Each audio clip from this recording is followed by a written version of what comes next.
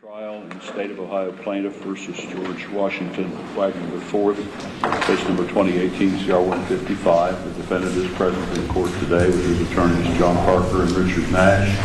The State of Ohio is represented by the prosecuting attorney Rob Junt and by special prosecuting attorneys Angela Canepa and Andrew Wilson. Also present is Ryan Scheider, special agent of Ohio BCI 9. Is counsel for both sides ready to have the jury brought up? Yes. Just one matter, Judge. Just one matter. We'd like to put an objection on the record before the jury gets here, so we have to go through it once a year. My understanding is that an individual named Beth may be testifying today. If so, we would just go ahead and like to object now. Pursuant to our discovery request, we asked for her address, where we could find her. The prosecution had filed a certification of non-disclosure. We did have a hearing with Judge Cosgrove. Judge Cosgrove found that there was no use of the prosecutor's discretion. However, we renewed the motion because we said, according to the rule, the prosecution has to provide her address at the commencement of trial. And Judge Cosgrove denied that request. It's my understanding the plain language of the rule requires disclosure of the address at the commencement of trial. But Judge Cosgrove denied that, and so if she is going to be called today or any time in the future, we would just like to put our objection on the record. To preserve it? Yes. Yeah, but it has on. And as counsel understands, another judge ruled on that because it's considered to be a conflict for this court to hear that type of evidence and make that ruling. So another judge was assigned to rule on that specific issue and denied the defense request. All right. And I would also note for the record, Your Honor, that we shared at that time in front of that judge, but I would certainly make it part of this record as well, that we did have conversations with this witness and asked her if she would be willing or would want to talk to counsel for George, and she did not wish to. And as this court knows, she has that right. So whether or not they would have had her address, they would not have been able to have a conversation with her. We were interested in the address to speak with her neighbor. We think there's things about her that she could be impeached about. And so I understand, according to the state representing, she wouldn't have talked to us. Maybe she would have, maybe she wouldn't have. We don't know.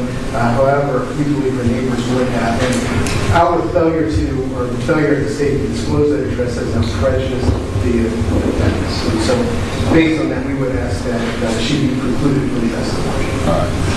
And the court will overrule defense objections and request that she not be permitted to testify. Is the state and the defense then ready to have the jury brought up? Yes, Judge.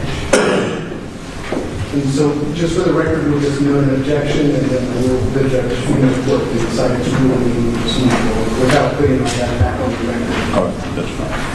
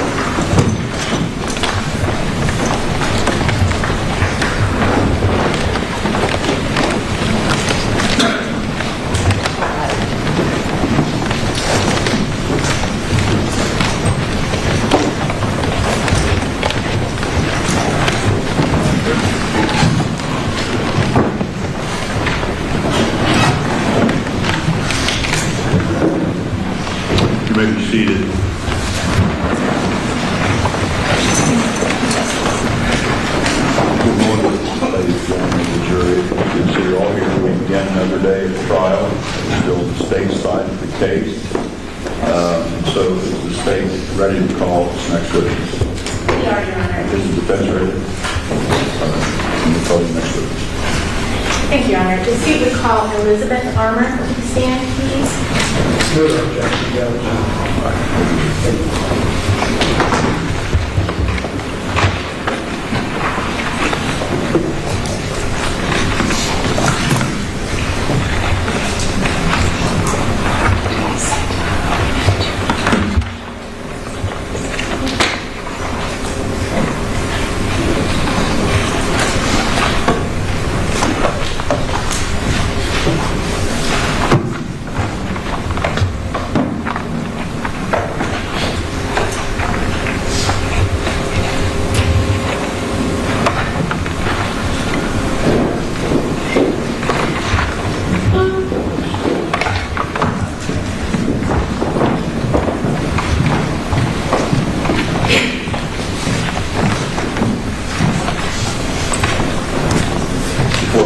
Please raise your right hand.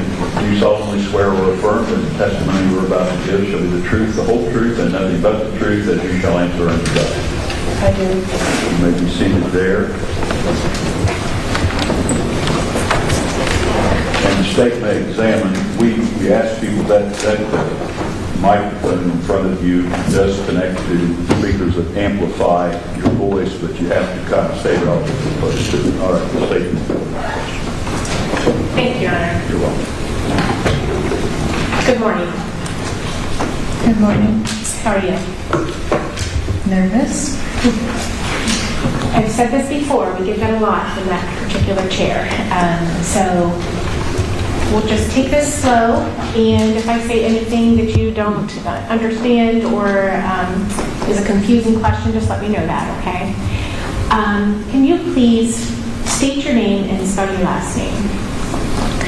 My name is Elizabeth Armour. My last name is A-R-M-E-R. Okay.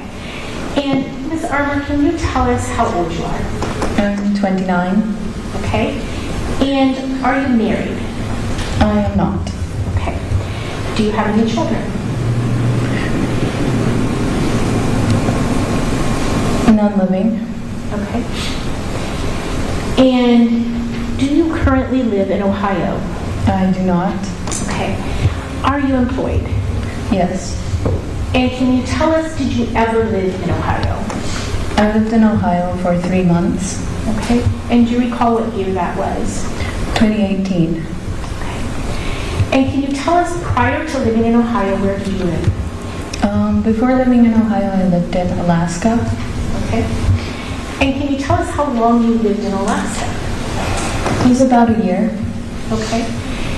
And can you tell us what drew you to Alaska? So I grew up in Amish Mennonite community for most of my teen years, and because of that I did not have a high school education since they only go to 8th grade. And so friends of mine from the same road that I lived on, that I had kind of grown up with a little bit, we're working with a church there in Alaska that had like a parish school. And so they had offered to help me get my high school education because I was interested in pursuing a more standard kind of lifestyle. Okay. And you said you lived in an Amish Mennonite community. Can you tell us where that was? It was in central Tennessee in a little place called Pleasantville, I think it was. Okay. And can you tell us how long you lived in that community? 7 years. And that was immediately prior to you going to Alaska, correct? Or not? No, it wasn't. I had stayed with family for a few months and then went to Alaska. Okay.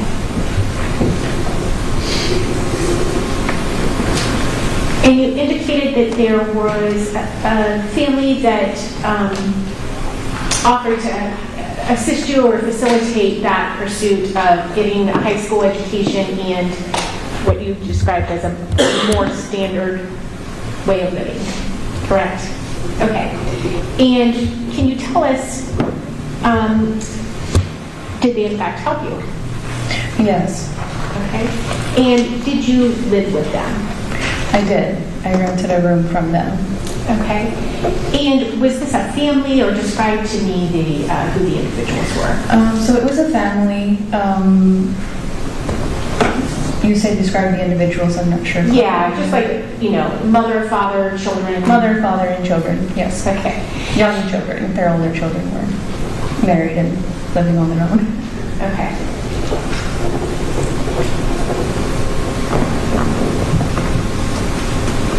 And you said that you knew them prior to that time?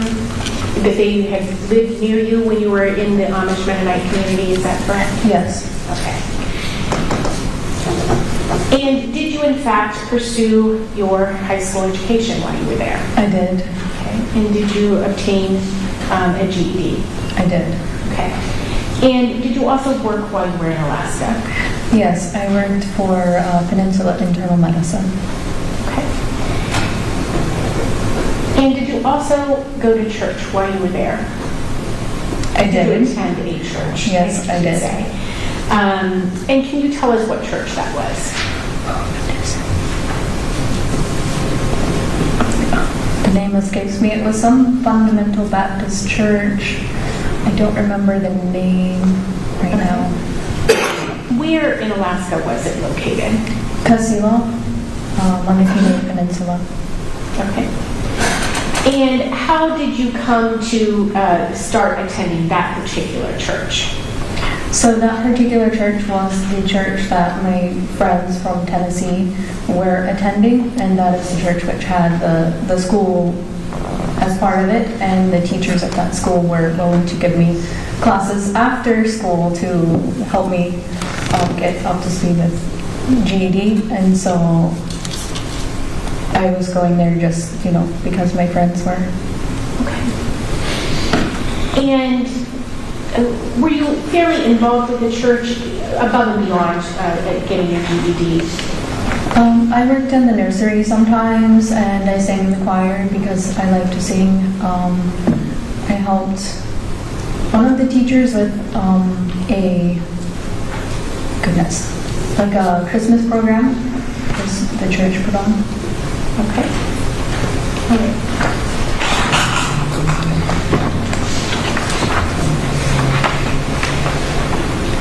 While you were there and attending that church, did you come to learn of or know some individuals known as the Wagner family?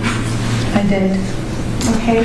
And can you tell us what was your first encounter with one or more of them? Sorry. I'm sorry. So my first memory of the Wagners was Jake and Angela, maybe the whole family, but I just remember Jake and Angela and the children walking into church, and I remember thinking they were a couple with a child. Okay.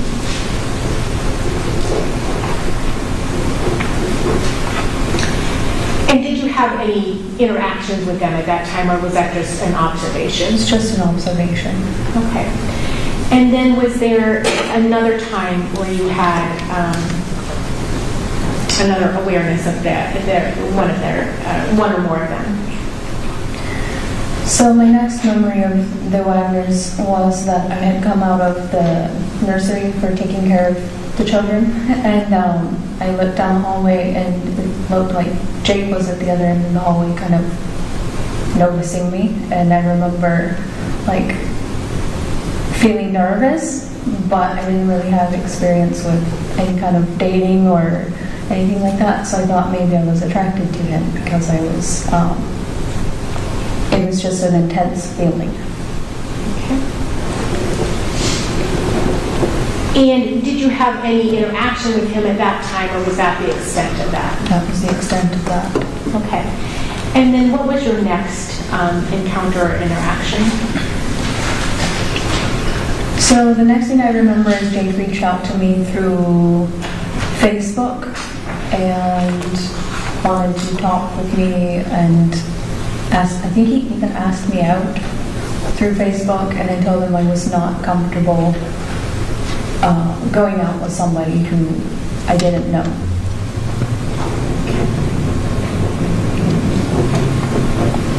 So what happened next? So he made a point of introducing himself to me personally next time I was at church and wanted to chat with me in the gym.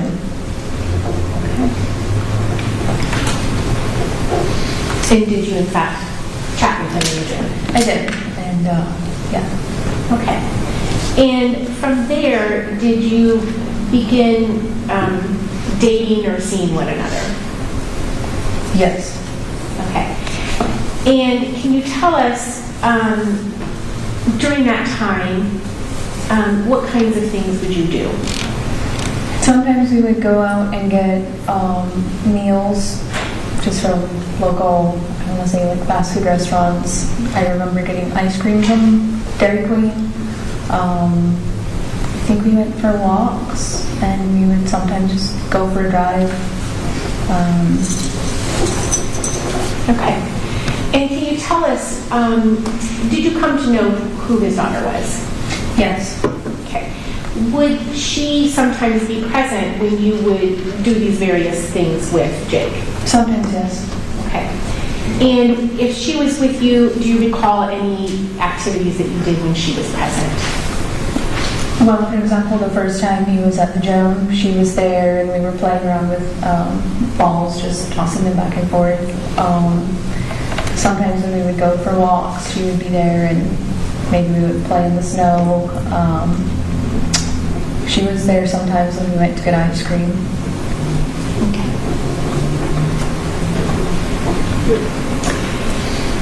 And as far as the other members of his family, what were your observations as far as who would come to church and the frequency of the various individuals? So normally, if they were coming to church, Jake would come. Sometimes he would bring Sophia.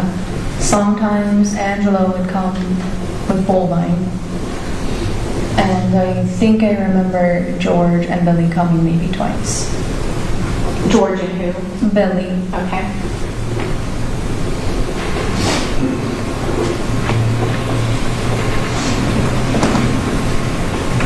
And was there a point where you learned that there was some negative information regarding Jake and his family? Yes. So shortly after the Wagners started coming to the church, the pastor of the church stood up basically in front of the church and said that he had known them in Ohio and that there was some kind of news story out about them, and that they had been bothered by the news, and that because they'd been bothered by the news, they moved to to Alaska, and that we should not really pay attention to the news about them and just welcome them into the community. Yeah. And was that the first indication you had? Had you heard these news stories prior to the pastor talking about them? No, Okay. I don't watch TV. Okay. And did you also ask, or did Jake offer an explanation of it as well? He did. Okay. And what did he describe for you at that time? He said basically what the pastor had, that his family had been hounded by the news media, that there was some scandal where he grew up, that his, I think, ex-girlfriend had been murdered, and that people were putting him under suspicion because he had dated her, and that was why there was the news story out. Okay. And again, did you more or less accept those explanations from the pastor and from Jake? I did, because the family I was living with was ex-law enforcement, and so I talked with them about it, and they said that basically if there had been any truth to these stories, they would have already been arrested since it had been 2 years' time. Okay. Can you tell me, during those early times when you were first dating or doing various things with Jake Wagner, did you meet his parents or his brother during that time? I'm sorry, can you rephrase the question? Yeah. When you were, I guess, during your time in Alaska, did you meet the rest of Jake's family? And if so, at what point? I think I've met the family about twice. Once before he and I got married, and once after. The time before,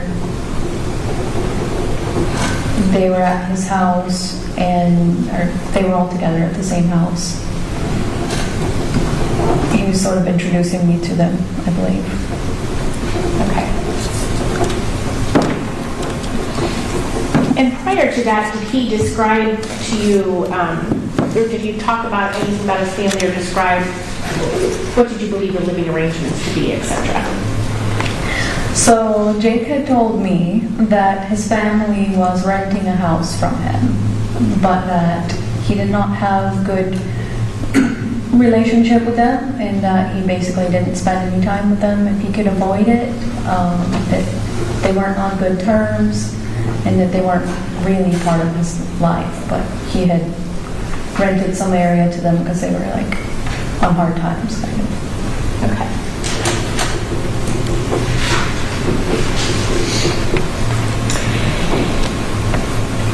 So you met them one time before you got married. So can you tell us about that? At some point, did your relationship with Jake become more serious?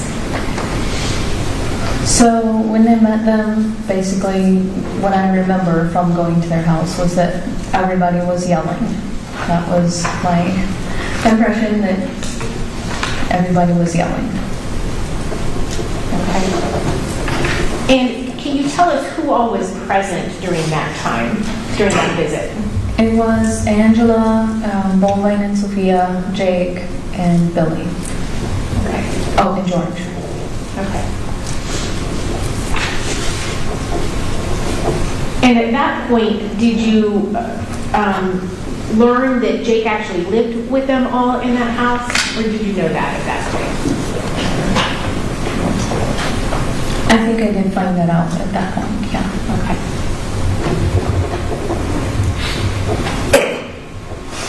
And you said there was yelling. Tell me about that. Well, it just seemed like everybody was really angry and stressed, and that they were all shouting. I hadn't really heard people shout that loudly in my life. And I remember Jake saying that they were stressed, and that, everybody was stressed. Okay. And can you tell us, was there a point where your relationship got more serious with Jake? 9 months after I met him, he asked me to marry him.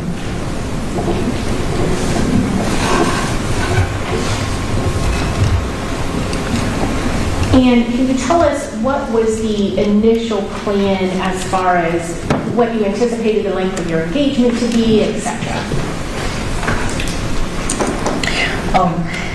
Well, at first he said that we would be engaged at least 2 years to give us time to get to know each other, which I was comfortable with at the time. Okay. And did that change? Yes. How did it change? So Jake kept changing the timeline. So initially he said we would be engaged for 2 years, and then as time went on, he kept giving reasons why. Oh, well, we have to move the date up. Oh, we have to move the date up. And he just kept doing that over and over and over and over. And, here I am in the middle of making wedding plans, and then suddenly I have to move, and I'm busy and trying to manage everything. And he just kept moving the date up, until eventually it was only 1 month after we were engaged. And ultimately, what was the reason as to why it had to be that time? He said that he was moving, and that, I could basically either break it off or come with them. And where was he moving to? I was told that he was moving to Missouri. Okay. And what was your understanding of, in regards to what the rest of the family was doing as well? So what I was told was that we were going to get a farm in Missouri, that we were going to raise certain kinds of cows and eat pigs also, and that they were going to have a house on one end of the property and we would have one at the other end of the property, which was very common where I grew up. Okay. And so your understanding was the whole family, Jake, George, Angela, Billy, the grandchildren, were going to move to one piece of property, but on that property there would be two different residences. Correct. And who would be at each of the residences then? So my understanding was that Billy and Angela and George would live in one house, and that Jake and I and Sophia would live in another house.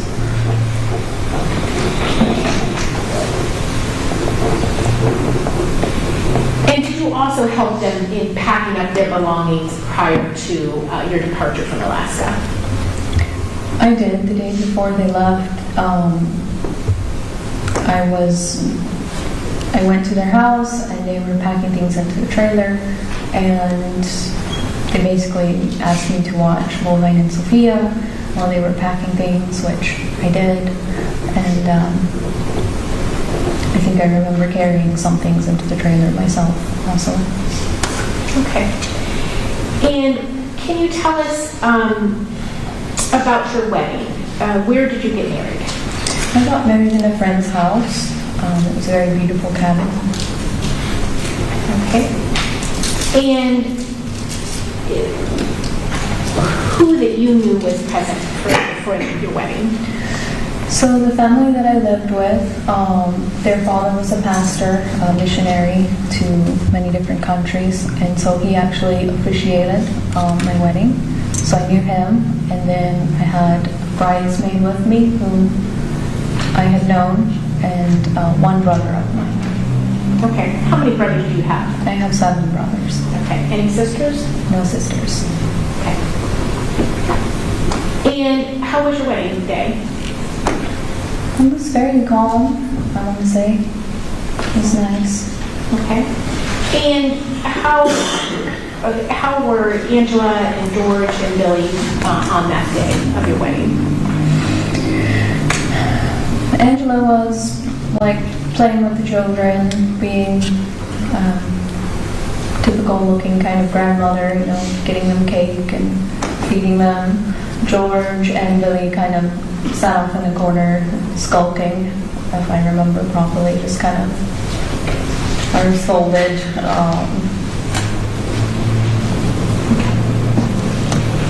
Can you tell us, did you have a honeymoon? I did not. Okay.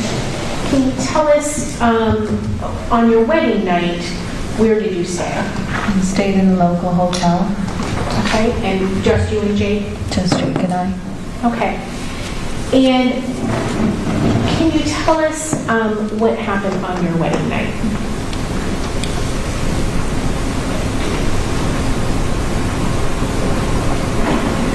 So, since I grew up Amish, basically, I wasn't actually Amish, but I grew up in that kind of lifestyle, that community, very similar lifestyle. I hadn't dated anybody and didn't have any experience with men.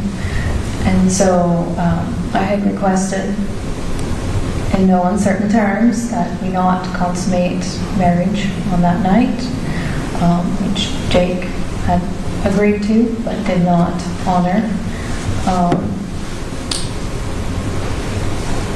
And afterwards, almost immediately, while brains are foggy, so to speak, he asked me for my personal information. Okay. And when you say he asked you for your personal information, what kind of personal information are you talking about? My bank account access numbers, my social security card, numbers, my phone passcode, my telephone passcode,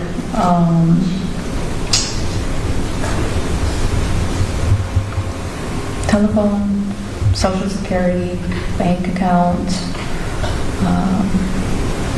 Oh, and at the same time, he also synced my phone with his so that he could see all of my calls and texts.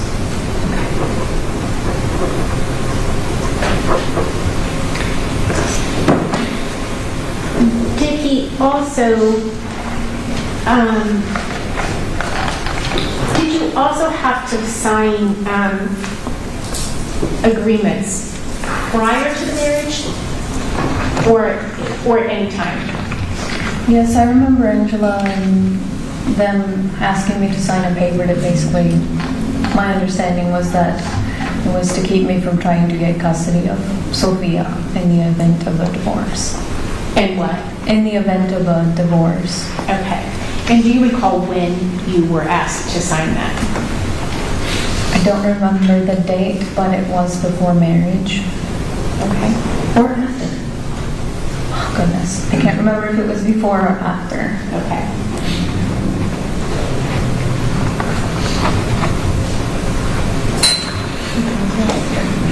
I'm going to start with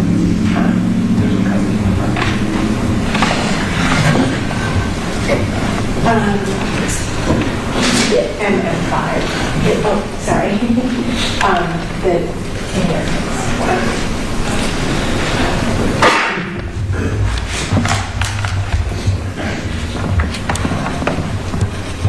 Mr. Armour, I'm going to approach you and hand you a two-page document that's stapled together, and it's marked on the front as State Exhibit M5. And if you can just look at that and tell me if that looks familiar to you.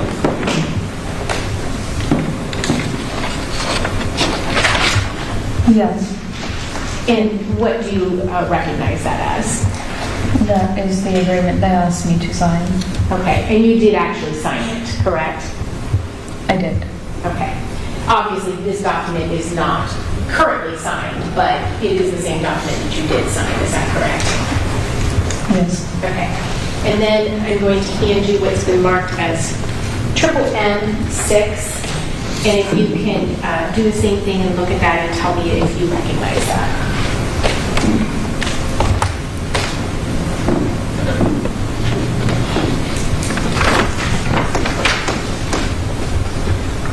Yes. Okay, and what do you recognize that as? The agreement Jake asked me to sign about Sophia custody. Okay. And specifically, if you can read that paragraph to us that pertains to Sophia. The whole thing, or Just that paragraph, or... This legal written contract is between Edward J. Wagner and Elizabeth A. Freeman, which was my maiden name, on March 2018. This contract is concerning the child of Edward J. Wagner, Sophia N. Wagner, that in the event of a divorce at any time in the future between Edward J. Wagner and Elizabeth A. Freeman, she agrees to not make an attempt to seek any full residential custodial parent rights of Sophia M. Wagner. And you said something about Angela. Did you discuss these at all with Angela, or how was Angela involved in that? I remember her being there and that Jake had said something about she was better at making paperwork than he was, and so she kind of either helped create the document or was just helping him in some way. Okay.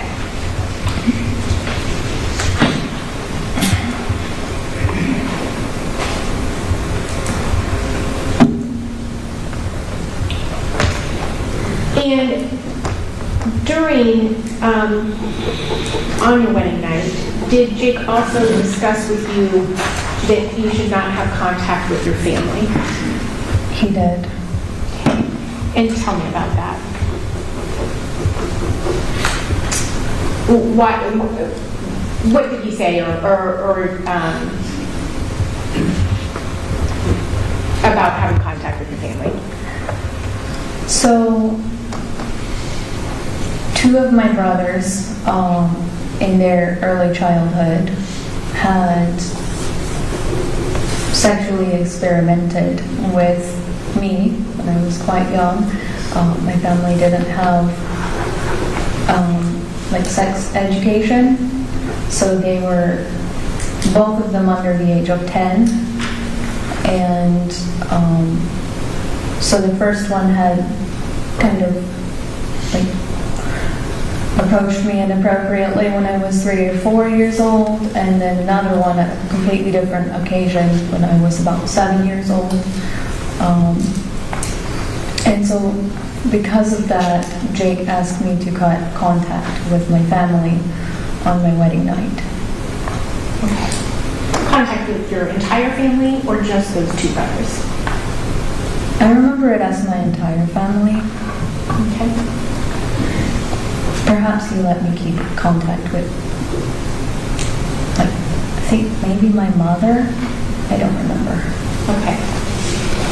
And was the information you just shared with us something that you had shared with Jake prior to your marriage? Yes, I had talked about it. I felt it was the honest thing to do. Okay. And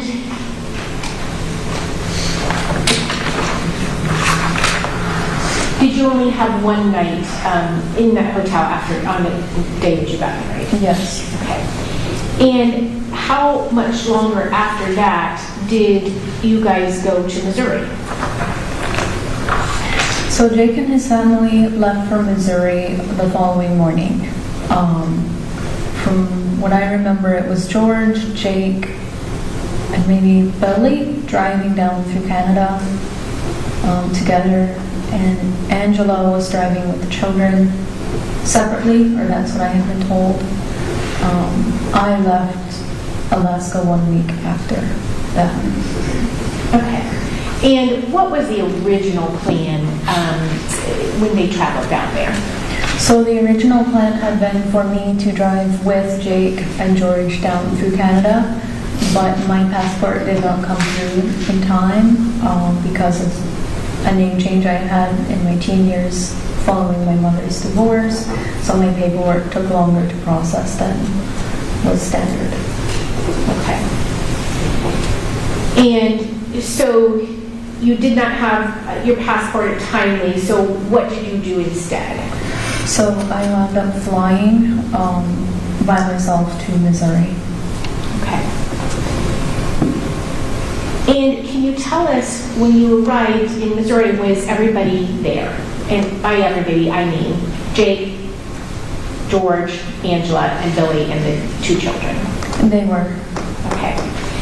And when you got there, where did you go? We went to a hotel. I was picked up from the airport and brought to the hotel. And can you tell us, once you got to the hotel, what did you learn about the living arrangements that would be occurring while you were there? So as soon as I walked into the hotel, there was George, Billy, Angela, the children, Jake, everybody all in one room. And basically walked in and became quite overwhelmed and terrified, so to speak, horrified, and got very scared and left the room and tried to make a call to arrange to leave, basically. Okay. And can you tell us, did they indicate where you and Jake would be staying? In the hotel? Yeah. Yes. So Angela and the children were sleeping in one bed. Jake and I were going to sleep in the other bed.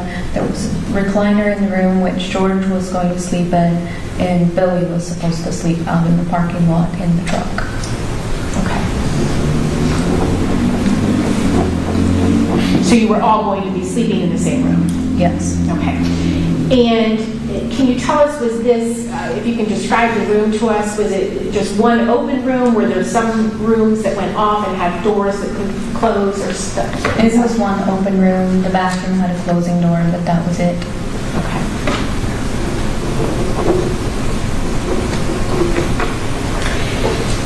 And you said you became at least uncomfortable with that and left the room to make a phone call. Where did you go to make the phone call? So, as I remember it, the room we were staying in was on the bottom floor of the hotel. So I took the elevator all the way up to the top floor of the hotel. And it was kind of like hiding in a little. There was a recessed door, and I was hiding by the recessed door, crouching down and making a phone call to my brother, asking for help. Okay. And did anybody come and find you? Yes, so Jake came out of the room and brought Sophia with him, and he was asking Sophia to help find me. So they rode up the elevator together, and Sophia would kind of like run around each floor. It was one of those hotels where there's like the center well, and so I could see them coming up to find me. Okay. And did they in fact find you? They did. Okay. And what happened once they found you? So Sophia ran up to me, she grabbed my arm, she's like, Miss Beth, I don't remember exactly what she said, but approached me cheerfully and kind of pulled me back towards Jake, and then he escorted me back to the hotel room. Okay. And once you got back to the hotel room, what happened? So when I got back to the hotel room, everybody was agitated.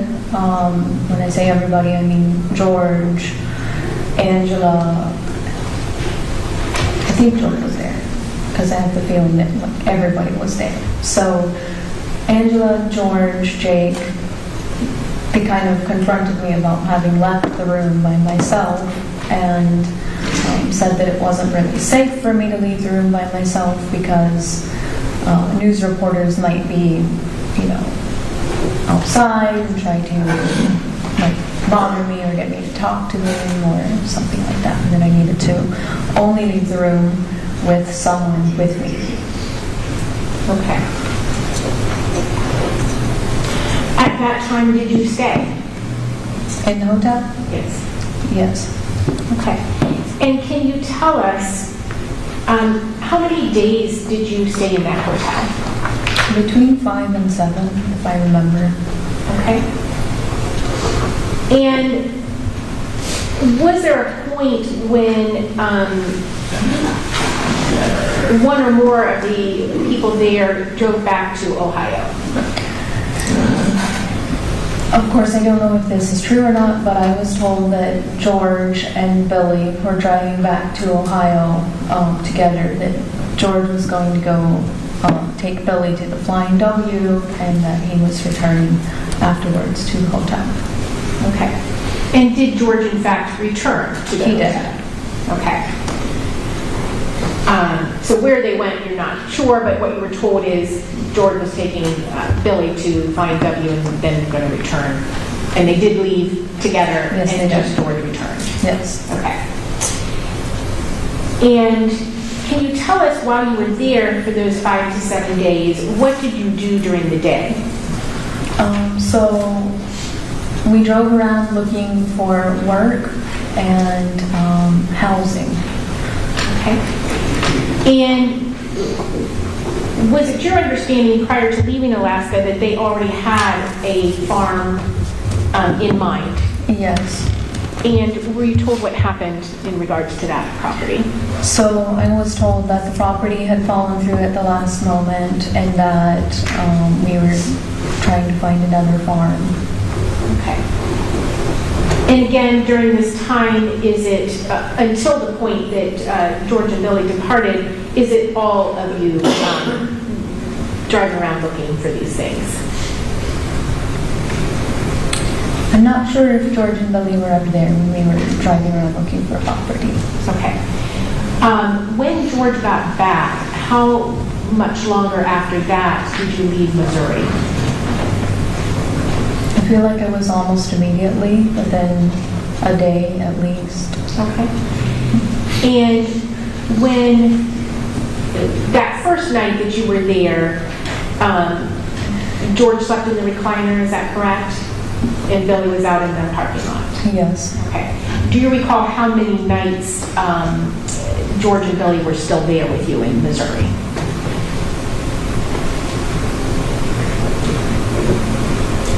I feel like they only stayed one night in Missouri and then drove back to Ohio because Billy was not going to be living with us in Missouri.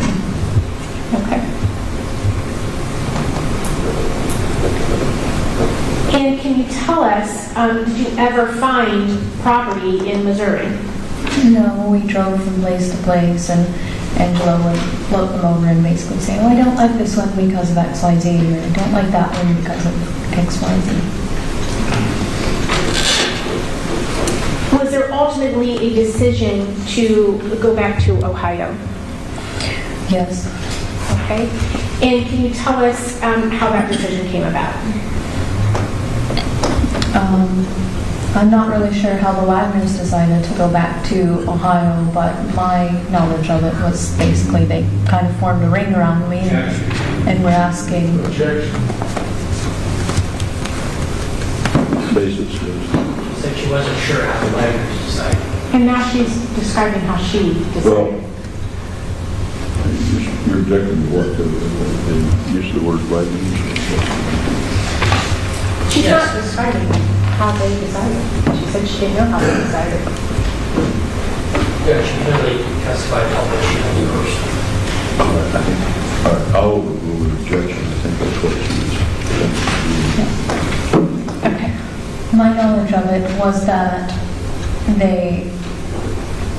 Angela, Jake, George, to my memory, were in the same room with me. They discussed it with me, how they hadn't been able to find housing in Missouri, and that basically we needed to go back to Ohio because there was somewhere to stay, which we've been in a hotel room for several days now, and basically they were asking me if I was okay with going back to Ohio.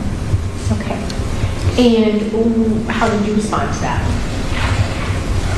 I was unhappy about it because Jake had basically promised me we were never going back to Ohio because of the news story, but after being in the hotel for days on end, I thought anything might be better, and so I said, okay. Okay. And so did you then travel back to Ohio? Yes, we did. Okay. And at that time, Billy was already at the Flying W. He did not travel back with you from Missouri to Ohio, is that correct? Yes. Okay. When you got back to Ohio, where did you go?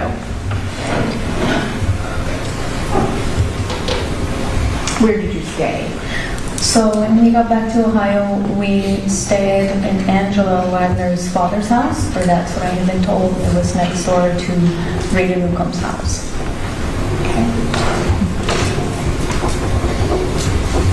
And who all was staying in that home? Angela, George, Jake, Sophia, and Wolvine, and myself. During the time that you were there, did Billy ever stay at that location? I think he spent the night once, maybe twice.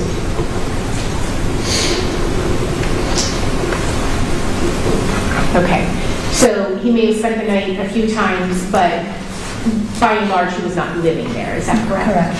Okay. And did you have an understanding of where he was living during that time? I had been told he was at the Flying W.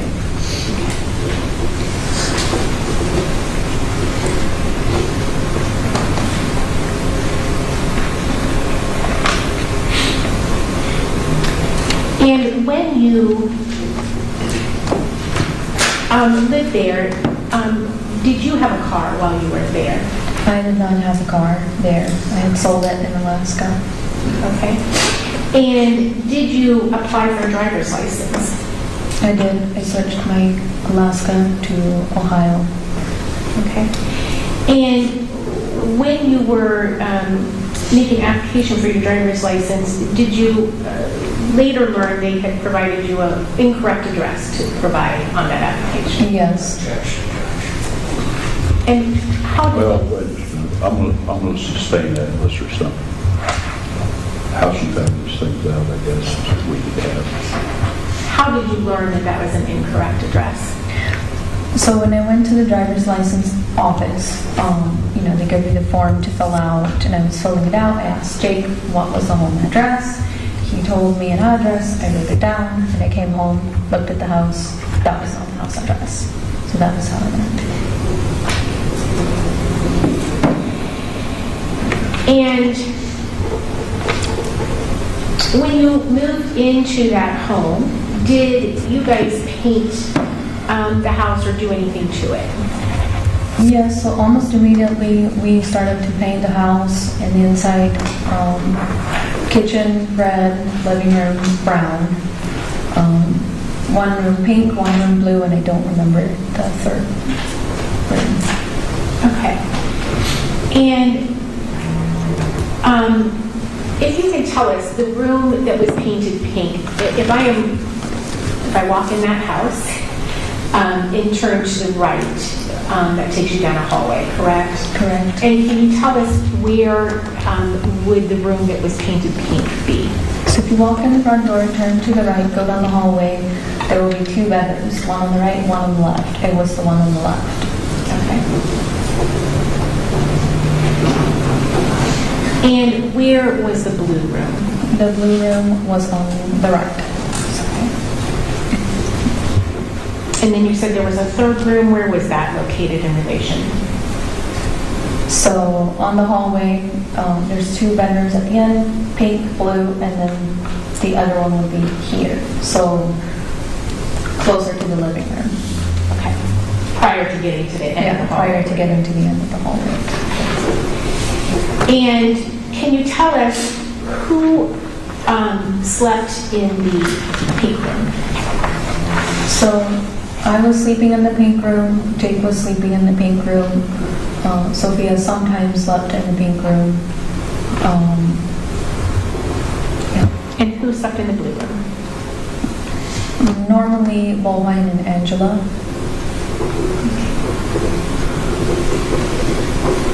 And who slept in the other room? George. And can you tell us, was there a reason they painted one room pink and one room blue? So they would say the reason for painting the one room pink and the other one blue was that if there was ever an inquiry made into the children's well-being, they would say the pink room was Sophia's personal room and the blue room was Bowline's personal room. And that was something that was actually discussed in your presence? Yes. Okay.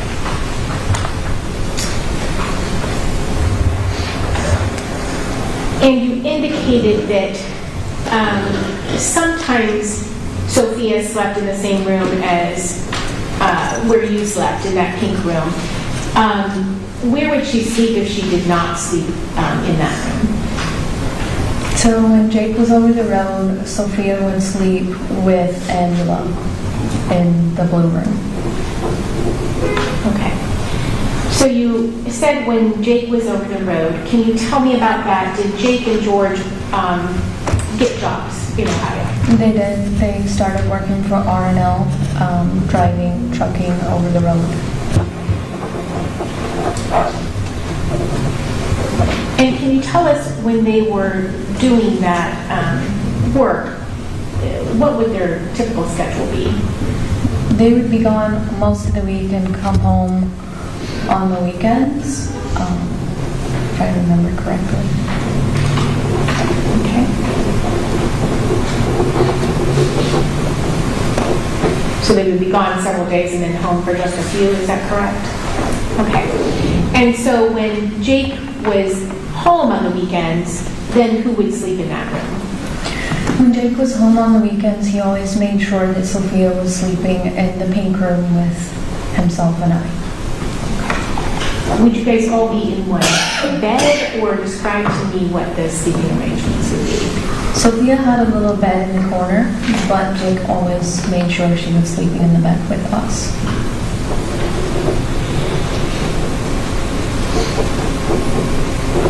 And was there a typical sleeping arrangement in that bed then, at the times when she was in the bed with you? Like, where would she be in relation to you, the two of you?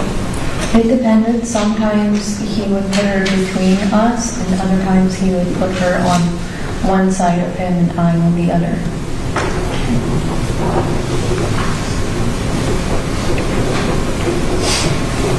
When George was home on the weekends, first of all, did they have the same schedule?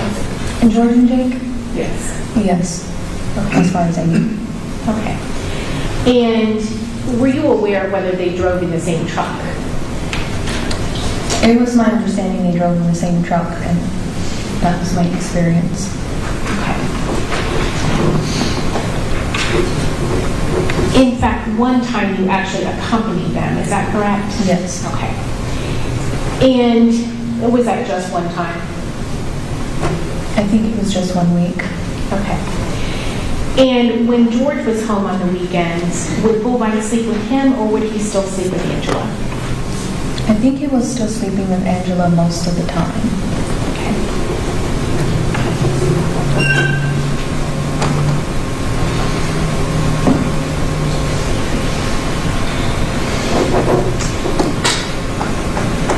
During this time, were you still interested in having your own place with Jake and Sophia?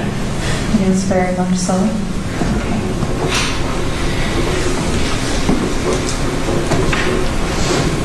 And can you describe to us the family dynamics when you were living there with them, between Jake and George and Angela?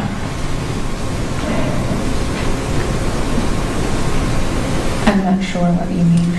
Okay. How do they interact with each other? How were decisions made? All that. Okay, so usually interactions were strained as far as I remember. They were usually highly stressed and emotional, angry. Again, the shouting continued. The decisions were typically made as a group, so they would discuss what they were going to do, come to a decision, and then that's what everybody would do. They would make group decisions. Okay. And can you tell us about those discussions, where they would occur, how they would occur? Usually they would happen in the kitchen. I wasn't usually asked to join them. I just remember that I would hear people discussing things in the kitchen, and because it was so loud, I would hear people talking about what they're going to do, what their plans were, how they were going to answer certain questions that people asked them, how they were going to use their finances, all that in the kitchen. Okay. So those were the general topics that you would hear them discussing? They would talk about finances, how they would answer media questions, or I think at that point they were mentioning BCI questions or police questions about the children or about their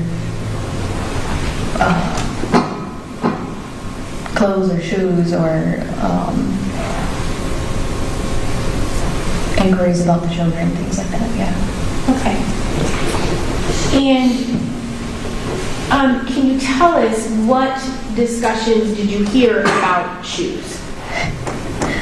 I mostly remember them talking about tennis shoes and saying something about, like, somebody thought Angela had bought tennis shoes from Walmart, but that was ridiculous because they wore boots. And they kind of like impressed that on me multiple times. Like, do you think we would buy tennis shoes or boots, because we wear boots, and they mentioned it multiple times. Mentioned it multiple times to you. To me. Okay.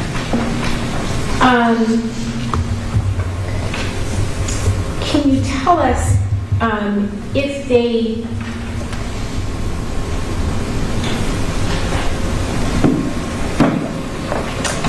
ever talked about any other types of questions that BCI might ask them, or information or evidence? Sorry. Leading here to that. Your Honor, we had questions more specific.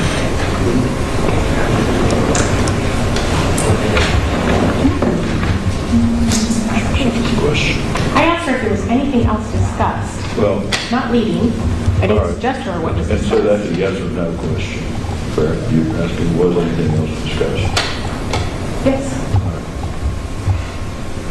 Yes, there were other things discussed. Oh, wait a minute, that's the answer to the question, so we'll see if there's another question. Okay. What other things were discussed?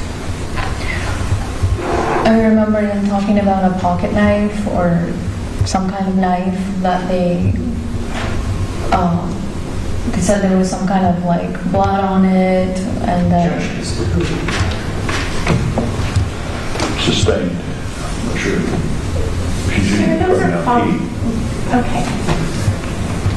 Who was present for those discussions, or that discussion?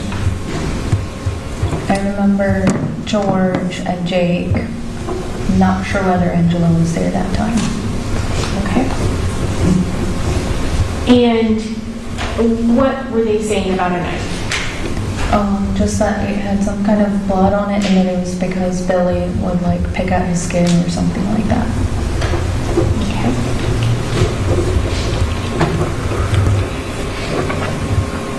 Was there ever a time where you were showed a picture of a person holding a gun? Yes. Can you tell us where you were when that happened? I was in the kitchen of the Flying W. I don't remember who showed me the photo, but I was showed a picture of a person holding a gun, and I was asked something to the effect of, what do you think this looks like? I said, that looks like Jake's hand, and then everybody like kind of was like, no, that doesn't look like Jake's hand. And they basically informed me that I couldn't say things like that, and had me loudly. I will ask her that question when she's finished telling us what was said. Who was present for this? The kitchen of the Flying W, there was Frederica, Angela, George, Jake. I don't remember if Billy or the children were present. But you remember Frederica? I'll overrule the objection. Thank you, Your Honor. You remember Frederica, Angela, Jake, and George being present? Yes. Okay. And you said you were at the kitchen table or around the kitchen? And yeah, the kitchen by the big old table. Okay. And they told you that you couldn't be saying things like that? Okay. And did they tell you why you couldn't say things like They that? said they were afraid BCI was listening, and that I needed to learn how to answer questions better, so that if the media or BCI asked me, that I wouldn't say things like that.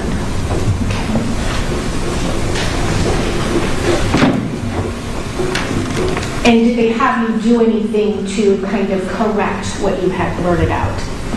Yes, they had me loudly say something about how I had never seen anything like that before, or something to that effect.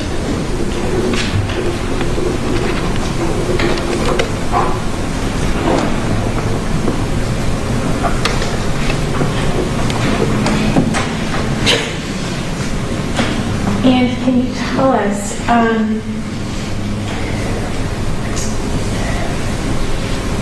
did you ever hear them talking about, well, I guess I should ask you this. You were aware that BCI was engaging them from time to time during the time that you were living there, correct? Towards the end of my stay with them, I started hearing that BCI had come by, or that, I had to be real careful not to go outside much because what if the police or BCI saw me, kind of thing. So I was becoming aware of it, yes. Okay. And did you ever hear any of them discussing law enforcement or other individuals that they wanted to harm? Yes. Well, I'm going to allow that question. The answer to that was yes, but I think it might go smoother if we, in each case, before we got into what was said and so forth, it was determined the place, time, and who was there in advance of asking, and then trying to bring in later about who was there. So I'm going to allow that answer yes. Before we get into any details, we're going to have to set the framework for it. The questions will have to set the framework. Okay. And what was your answer to that question? Did you hear any of them ever say anything about BCI or other individuals if they, regarding any threats? Yes, so there was a time when I was... The answer to that is yes. But what I said was, before we get into any details, we're going to have to set the framework about where, when it occurred, and who was there. Was this on one occasion or more than one occasion? More than one occasion. One stands out in memory. Okay. And where were you for the one that stands out in your memory? I was in the house next to Rita's house in the living room, and George and Jake were loudly discussing things they would do if various law enforcement people were in their grasp. So, for example, Ryan or what's his name? Objection to what? But basically, good.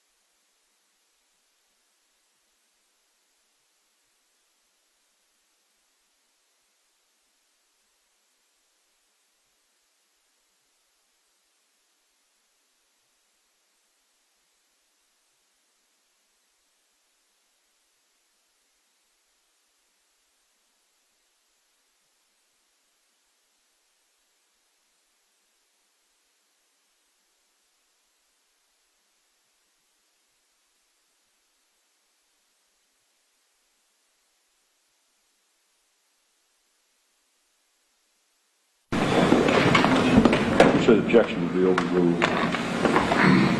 Thank you, Your Honor.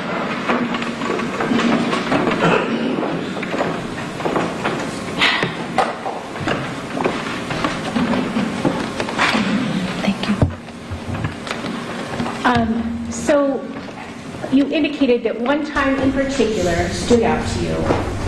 You were in the house next to Rita's house, in the house you were living Yes. with the Wagners. And I believe you indicated George and Jake were loudly discussing what? They were loudly discussing creating some kind of electric weapon that they would use to harm Mike DeWine, Ryan, not Mark DeWine, Mike DeWine, Ryan, and various other people who were like police or law enforcement that they were annoyed by. Okay. And were both George and Jake saying they would do these things? Or was, okay.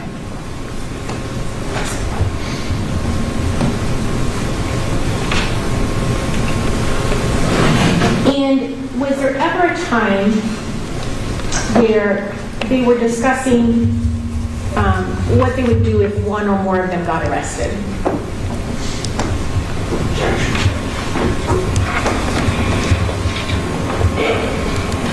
Well, that's a yes or no, and then we get into this idea about setting the framework about where, when, and who.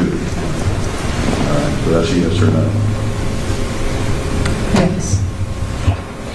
And do you recall if that happened on more than one occasion or just one occasion?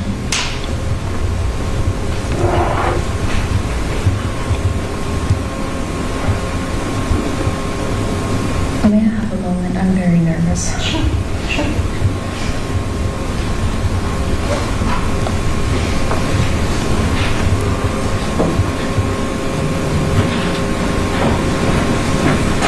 I'm so sorry, my brain blanked. Would you That's repeat the okay. question? Yes, absolutely.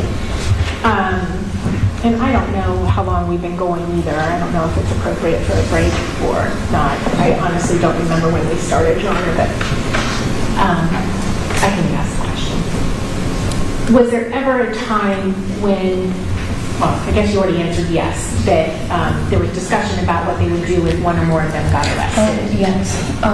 Was that on more than one occasion or one occasion? It was an ongoing conversation that would happen periodically. It happened almost every day, I want to say. Okay. And who would be involved in those discussions?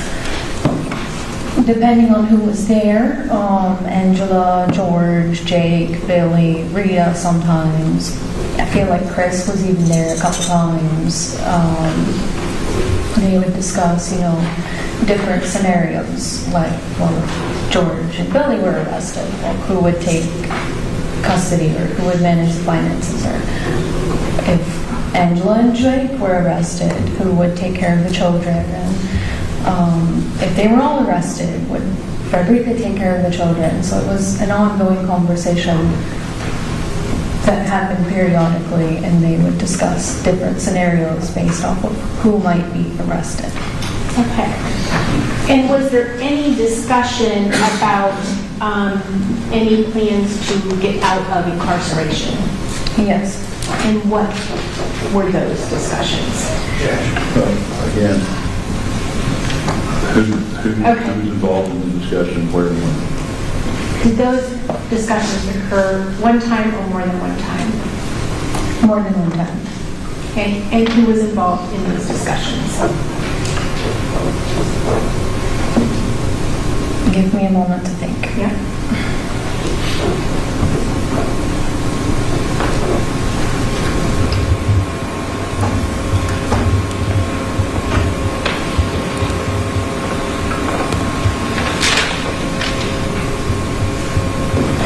I remember George, Jake, Angela, and at one point, Chris. I had the feeling that Billy was nearby within hearing. Okay. And what was discussed?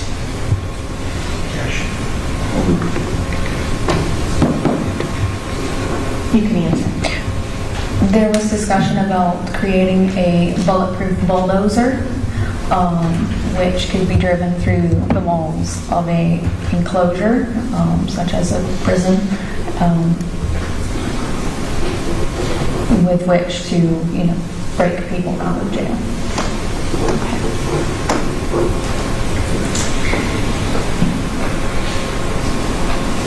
Going back to your living with the Wagners at that location,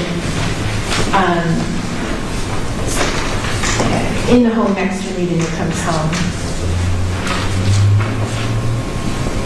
can you tell us during the time that you were there, did Angela ever have conversations with you about the sexual relations you were having with Jake? Yes. Okay.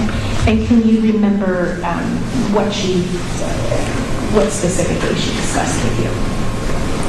So I remember her asking if Jake and I were trying to have a child, and telling me that it wasn't a good time for Sophia, for he and I to have a child. And I remember her asking if Jake and I had sexual relations with Sophia in the room. And I remember her suggesting that that was inappropriate. And I remember Jake and I having that discussion, and I remember telling him that I did not think it was appropriate and that he did not listen.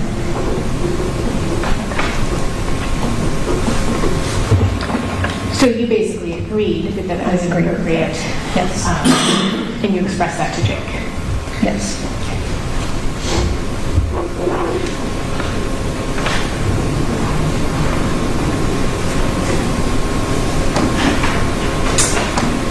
And when your husband was home, at the time husband, Sophia was in the room with you, correct? Yes.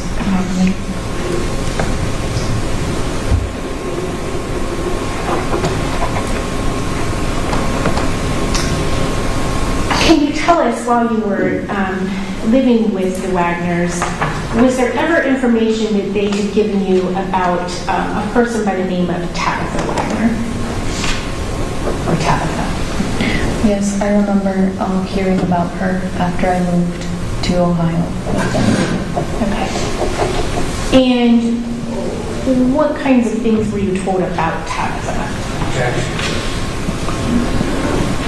I'm going to sustain that.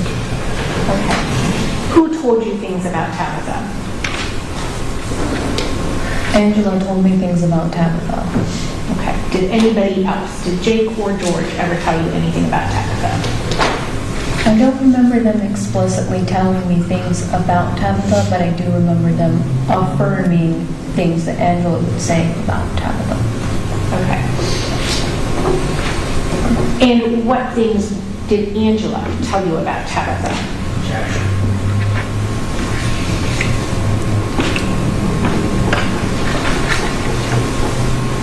I'm going to argue the relevance of that to admissibility here. I mean, I can approach him. I'm assuming he doesn't want me to say that. I'm sorry. I'm assuming they want us to approach. I assume on that.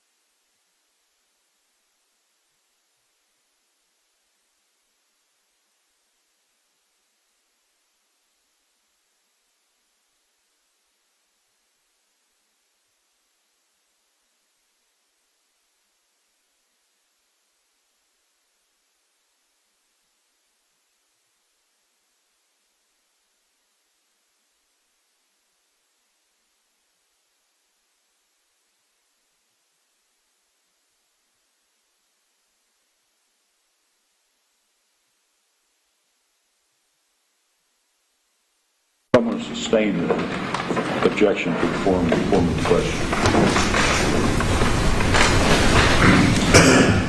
Can you tell us,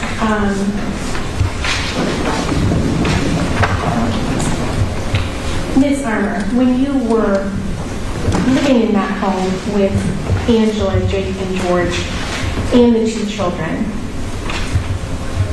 did Angela ever accuse you of things regarding either one of the children? Yes. Okay. And can you tell us what was the first thing that she accused you of? If I remember, it was food poisoning. She accused me of having intentionally food poisoned the children.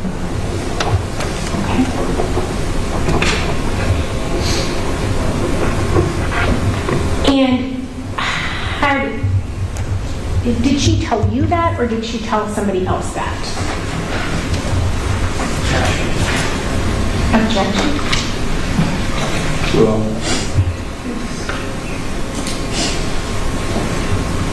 I'm going to let her answer that. If we need I'm going to answer that. Hold on.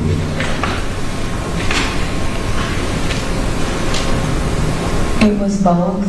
She mentioned it herself at one point, but Jake was the one that brought it to my attention that she suspected of having food poisoned the children, which she then later mentioned in the kitchen in front of me.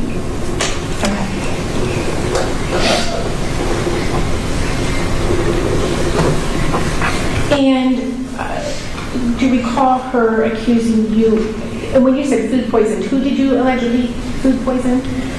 She alleged that I food poisoned Bovine and Sophia because she said that they had been having diarrhea or throwing up or something like that, which nobody else saw. Okay. And had you prepared food for them, or how did that come to be that you were the one that was the culprit? So I prepared a meal that was tacos, and everyone really liked it. And then in the next couple of days, she said that I had food poisoned people with those tacos. Okay. Children were not the only ones who ate it.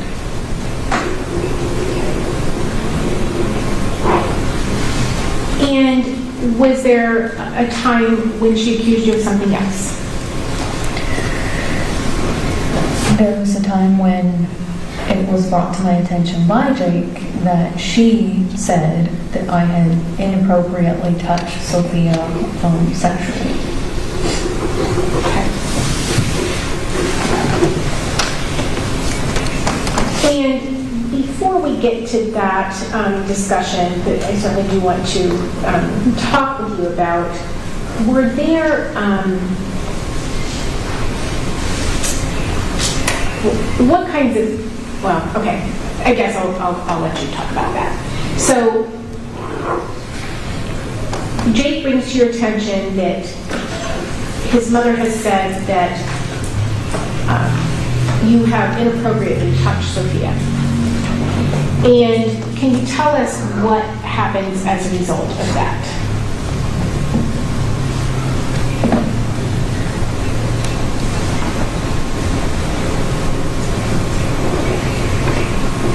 So when Jake came to me and told me that his mom believed that I had touched Sophia inappropriately, I was also informed that because of that allegation, George wasn't comfortable with my living in the house with Bovine, and then I needed to go somewhere else. And who told you that George was not comfortable with you living there with Bovine because of these allegations? I think it was Jake. Okay. And can you tell us, did you ever have a conversation with both Jake and Angela about these specific allegations? Yes. And where did that conversation occur? In the kitchen of the house next to Rita. Okay. And can you tell us what happened during that conversation or what was said? So it was sort of like a showdown. I was called into the kitchen. Jake said that he didn't believe I had done it, but that, I needed to explain myself because Angela believed that I had touched Sophia inappropriately. She was acting very high and mighty, so to speak. And I was very shocked. And I remember Jake questioning me very sternly, like, did you do this? And he laid it out very clearly to me that if I had done it, that that the right thing to do would be to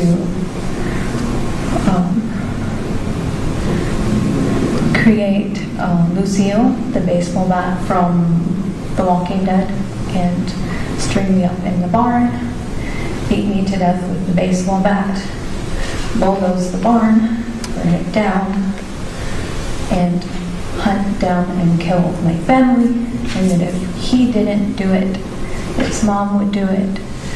If his mom didn't do it, his dad would do it, or George would do it, or Billy, or, he just kept saying any of them would be willing to do this because it would be the right thing to do. And what did you say or do at that time? As soon as Jake said he didn't think that I had done it, I went to the bedroom, I packed my bag, I called my friend in Alaska because he had said he would help me if I needed help, the one that used to be a police officer. And I was making plans to leave the house immediately. I was afraid they were going to kill me. Okay. So you called your friend, this is one of the persons that you lived with in Alaska? Yes. And was this the father of that home? Yes. Okay. The one that had married you? Yes, the one who officiated. Okay. And did you tell him what had happened?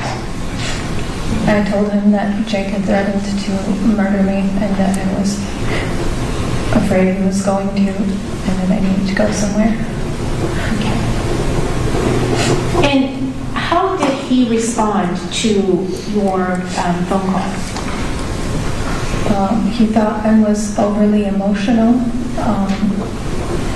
and that I was overreacting. Okay. And so what did he do at that point? He, being my friend, Yes, sorry. he asked to speak with Jake on the phone to clarify what had happened. Okay. And could you hear that conversation? I could hear Jake's end of the conversation. Okay. And what did Jake say?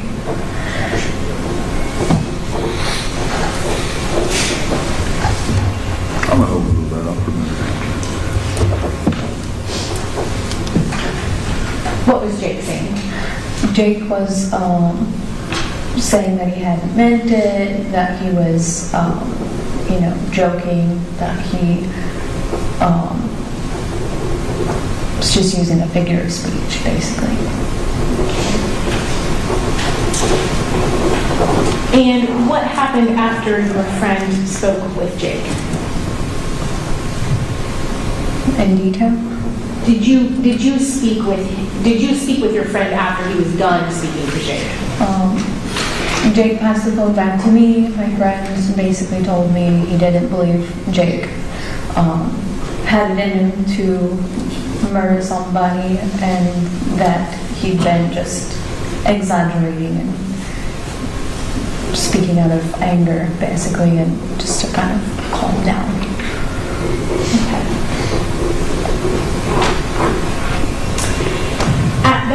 point, what did you do? I continued to make plans to leave. Okay.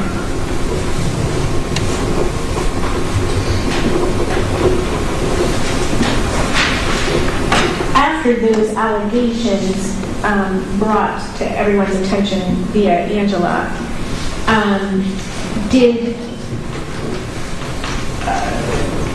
were there any restrictions as far as your interactions with the children?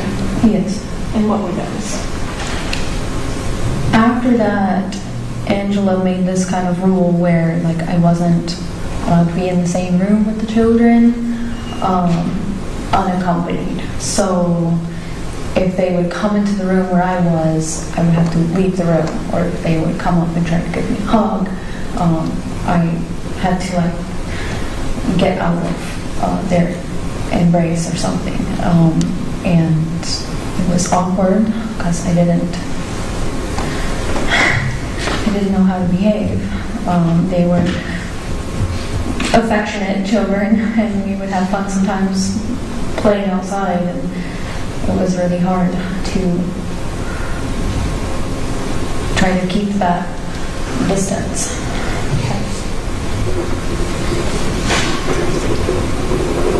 And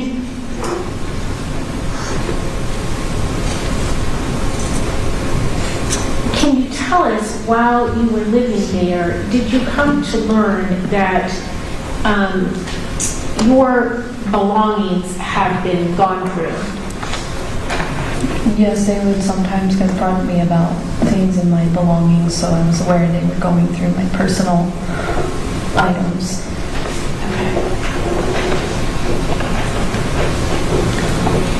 And can you tell us what were some of the things that they confronted you about? Objection is I'm sorry, say again. Yeah, we need to frame who it is and when it is we're talking about. Who confronted you about these things? In my memory, when the Wagners would confront me about something, it was not one person. It was usually Angela, Jake, George, as a group, coming together, asking me questions about things. Okay. And do you remember some of those items that those three individuals would confront you about? At one point, it was about a personal diary.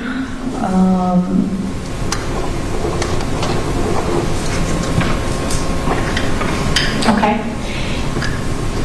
And again, was this personal diary something that was your own and that you did not intend for people to see? Yes. Okay. And can you tell us what the general content of that particular diary was that they confronted you about? So when stressed, I've often had the habit of writing, which is probably not the best habit to have, but just as catharsis. So I would sometimes just write my thoughts out. This particular diary was framed as sort of a Dear Diary, but instead of Dear Diary, it was Dear Granddaddy, because I had a close relationship with my grandfather, and Jake had at one point suggested writing to deceased relatives, which was odd, but Okay. And your grandfather is in fact deceased. It was in Yes. fact deceased at the time you wrote that. So it was, instead of Dear Diary, Dear Granddaddy, yes. and then writing what you were thinking and feeling at that time. Okay.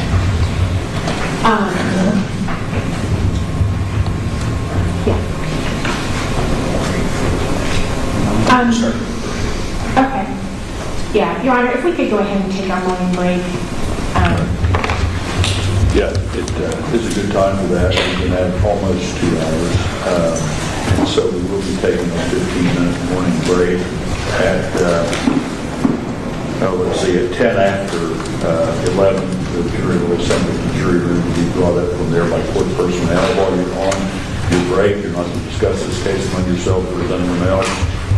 Not to permit anyone to discuss this case with you or in your presence, not to form or express an opinion concerning the case, not to do any research concerning the case as to the facts or as to the law from any source at all, do not view, read, or listen to any reports or accounts of the case from any source at all, and have no contact with any participants in the case, including parties, counsel, or witnesses.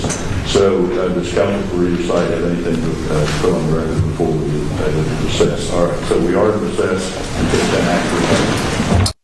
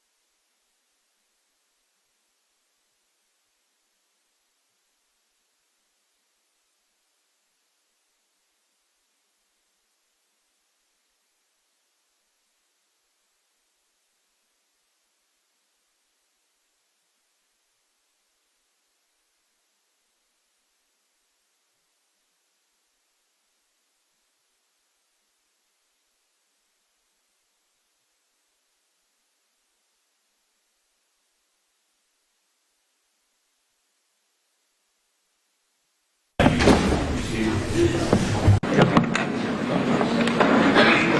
counsel for each side ready to have the jury brought up? Yes, Your Honor. And we may have a witness, seated in your chair.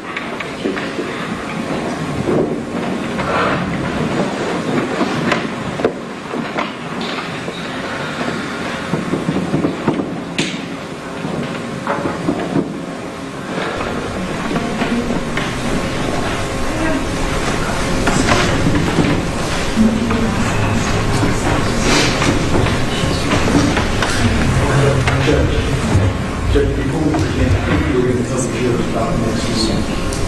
Going what? I think you were going to tell them about next week. You just hit them that we were going to tell them about Thursday. Oh, yeah. I'll probably wait till the end of the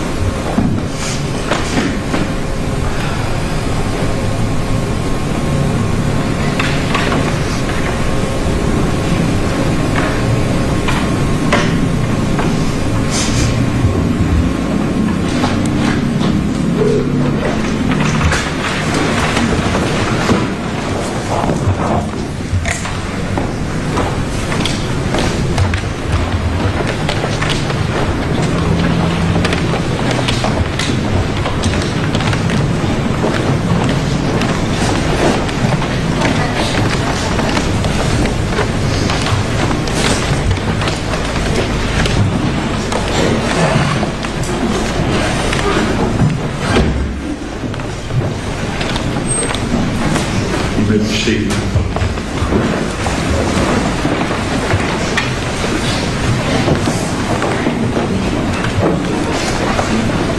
The state may resume questioning the witness. Thank you, Your Honor. At this time,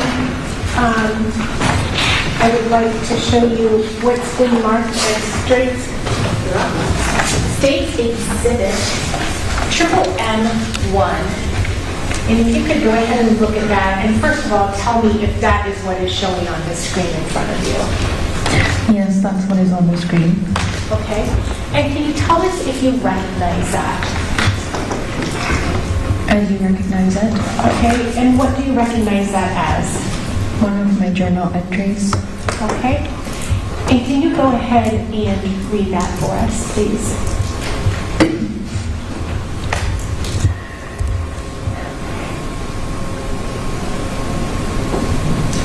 Dear Granddaddy, the people I live with are alright, I guess. They are constantly yelling and hitting, and not one of them understands the concept or need for privacy. Even the most private of all human doings are open for discussion and comment in this family. It grates on my nerves. Also, nobody seems to understand basic ownership. Okay. And can you tell us, is that one of the journal entries that you have written that was discovered by the other people living in the home? Yes. And were you speaking about them in that journal entry? Yes, I was speaking about George, Jake, Angela, George, Jake, and Angela, yeah. Okay. Showing you what's been marked as State's Exhibit, oh, not showing you, am I? State's Exhibit MMM2. And if you could go ahead, that's just the first page, but if you could look at that and tell me if you recognize that, please. Yes, I recognize it. And can you tell us what you recognize that as? Another one of my journal entries. Okay. And again, styled the same way, you started with Dear Granddaddy as opposed to kind of Dear Diary. Yes. Okay. And could you go ahead and tell us what that says, Do you read it? please? Yes. Dear Granddaddy, I try so hard not to hate people. Proof of this is that out of my entire crazy big family, there are only 2 people I truly hate. But now, Granddaddy, there are 3. Daniel, Isaac, and Angela. I'm going to call her Ms. Angela because the name fits her. Anyways, Ms. Angela is horrible for all these reasons. 1, she married unwisely and believes all marriages destined to end like hers. 2, she has her fingers in my husband's pocketbook and makes exorbitant demands on his salary, holding her own quote-unquote gifts and help over his head like a club to emphasize her demands. 3, she has more say over my life right now than I do because she controls my husband through his child. 4, she verbally abuses and yells insinuations at my husband, which he doesn't understand, but I do. 5, she dislikes and ridicules books.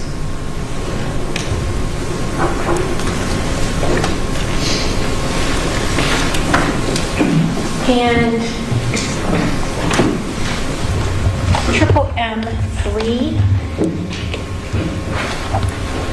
if you can tell us what that is. The continuation of the same diary entry. Okay. And if you could go ahead and read to us what that says. 6, because she is a manipulative liar, she is teaching our daughter to manipulate and lie. 7, my husband would listen to her far rather than to me because she has raised his daughter thus far. 8, she believes me to be a replica of Tabby and treats me as such. She has insinuated several times that she expects me to poison her. 9, she has repeatedly declared that she will see to it that Sophie will always prefer to be with her and never accept me as her mama. 10, she has threatened my husband with custody battles. 11, the most horrible thing is I have her totally within my power. All I would have to do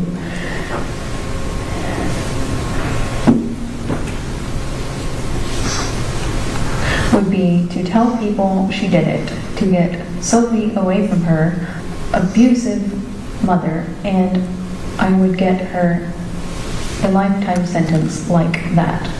Only thing is, much as I hate the woman's guts, it would not be true. 12. She allows and encourages boys' obesity. 13. She treats the children second, work first, and kids second.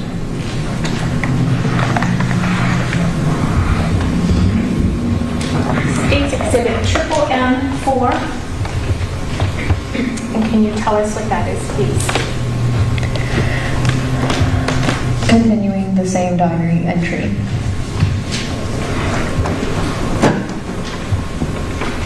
Do you want me to read it? Yes, please. I'm sorry. 14. She keeps tabs on me, always watching and listening to see where I am. 15. I'm having to live in her house, under her direct control and condescension.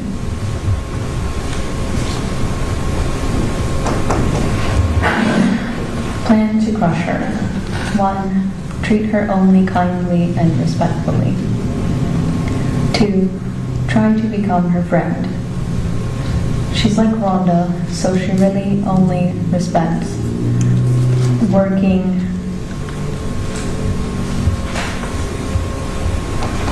I'm sorry, my handwriting is terrible. Working buddies? I think working buddies. 3. Be nice because I'm bigger than her. 4. Once I have her trust and friendship, slam the relationship door shut in her face. She likes gifts, food, animals, gardening. Money, money, money. Her kids, grandkids, working, cooking, favors, and hospitality. She is sensitive about her weight and appearance. She either was physically abused or else mistreated in her childhood. Basically, all bossies want minions. Okay. I'm going to take this back. I'm just going to ask you some questions about that. But were the entries, the 4 different pages, 3 belonging to the same entry, those were journal entries in your own handwriting, correct? Yes. Okay. And obviously these are photographs of those items as opposed to the actual items themselves. Correct. And it appears that there was a blue gloved hand holding those items. Did you ever take a picture of those with a blue gloved hand? I did not. Okay. And that regarding that second, the M2 through triple M4, the one that was in the green ink, that was all one journal entry, correct? Correct. Okay. And again, was that written while you were living at the residence next to Rita Newcomb's home with Jake, George, and Angela? It was. Okay. And were you in fact referring to them, or more specifically, Angela and her relationships with them? Yes, I was. Okay. And can you tell us, you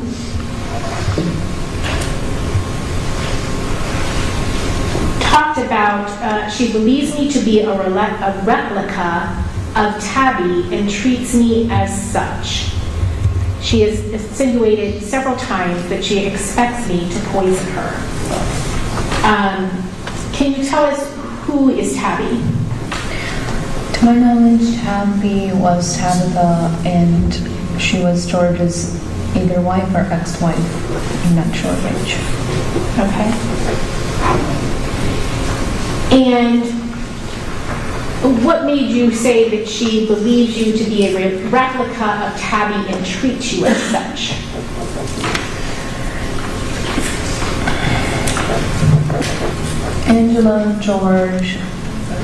Angela, Jake, and I seem to remember George would talk about Tabitha in terms of her having been abusive, very strange. They said that she hurt Bovine, that she had at one point knocked a child off of a table, that she tried to poison George, that she tried to poison Bovine.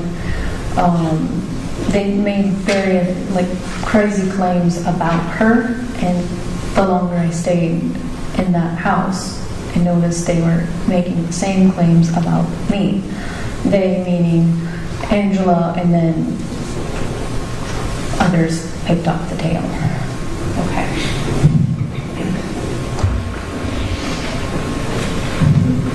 And just so we're clear, did you ever poison the children or anybody in the Wagner residence?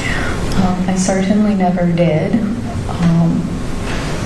She accused me of food poisoning specifically. I said poison, but I meant food poisoning, Sure. which at the time I had a food handler's license, which I do still, and I have never, to my knowledge, food poisoned anyone.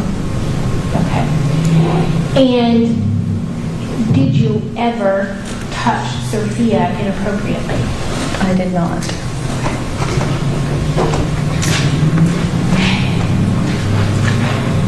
And you indicated that she, quote, has her fingers in my husband's pocketbook and makes exorbitant demands on his salary, holding her own, quote, gifts and help over his head like a club to emphasize her demands. Tell me what you mean by that. So, I don't know how to say it in a brief form. Okay. May I explain? Sure. Okay. So, I've never been in a group of people who had no finances this way. So, basically, different ones of them had different debts, meaning George, Jake, Angela, different people had debts. And they would hold each other accountable for helping pay off these debts that they had. So almost as if it was an expectation, not like you could choose whether or not you wanted to. I understand giving somebody a gift out of the kindness of your heart, but it was more like, oh, I've helped you raise the children, so you better help me pay off this debt with this amount of money from your paycheck, that kind of thing. So what I meant by her holding it over like a club was basically saying, I've helped raise your children, you better help me pay for XYZ, get me this, get me that. Okay. And I believe you testified earlier, but would those kinds of discussions sometimes be the topic of conversation when they would have their family meetings? Sometimes, yes.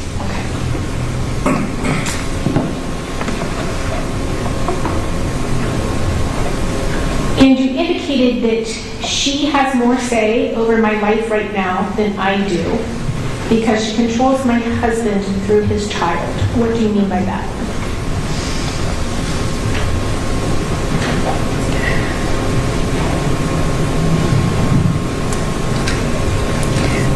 So he had told me we were going to live by ourselves in our own house as a family, him, me, Sophia.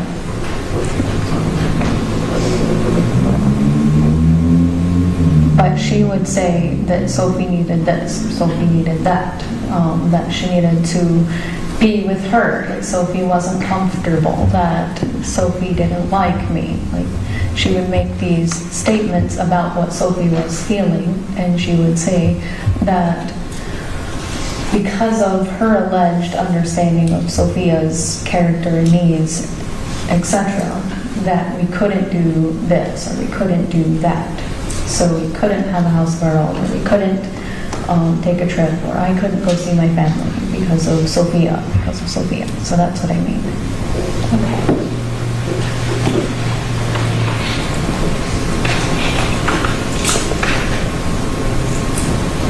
And you made a comment that she dislikes and ridicules books. Why did you make that comment? Because I liked to read, and so sometimes I would go in my room and read, and she would try to stop me, or sometimes I tried to read to the children, and she didn't like it if I was reading to the children, and she would make comments like, I don't know why you like those books, or I don't know why you're always reading those books. And so she clearly didn't have a high opinion of reading or people who liked to read. Okay.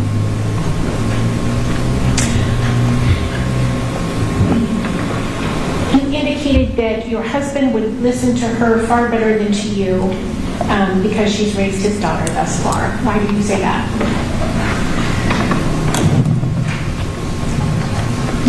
For the same reason. So even though Sophia was nervous around her, she would say that she knew what was best for Sophia, and then would essentially use Sophia to make Jake do whatever she wanted. And did you find, I guess I would ask you about during your time in Alaska, for instance, when it would be just you and Jake and Sophia, did you feel like you had a good or a bond with Sophia during that time period? I did feel that way. She seemed to enjoy playing with me in the gym, walking in the snow, just conversations. She seemed to enjoy my company in Alaska when it was just her and Jake and I. Okay. And did you expect to ultimately, obviously not instantly, but ultimately fulfill the role of being a mother to her, or a mother figure to her? At the time, I hoped that that would be something that would be beneficial for Sophia, and so I did have that hope.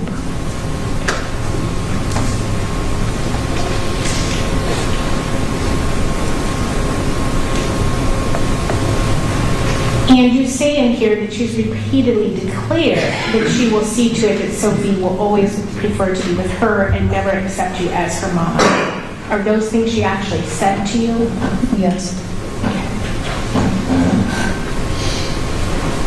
Then, of course, you indicate that you could harm her by telling the authorities that she was actually involved in these the murders that you knew they were being investigated for, correct? Yes. Okay. But then you comment that as much as you would like to her, as much as you dislike her, that would not be a true statement. Correct? May I say more? Yes, please. Okay. So when I wrote that diary entry, it was right after the first time she accused me of food poisoning people. I had not stayed with the Wagners very long at that point, and so I still was basically going off of the story they had told me about the news media and everything like that. So yes, I did say that at that point in time. Okay. So at that time, you believed that they had not committed these Correct. offenses. Okay.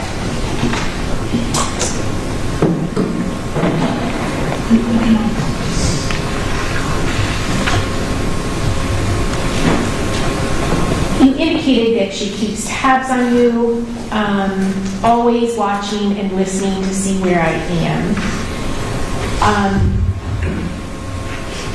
Tell me about that.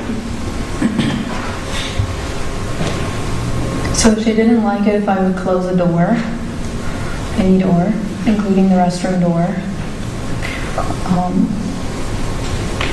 If I walked outside, she'd become very nervous and send someone to find me, whether it was Sophia or Bovine or come herself.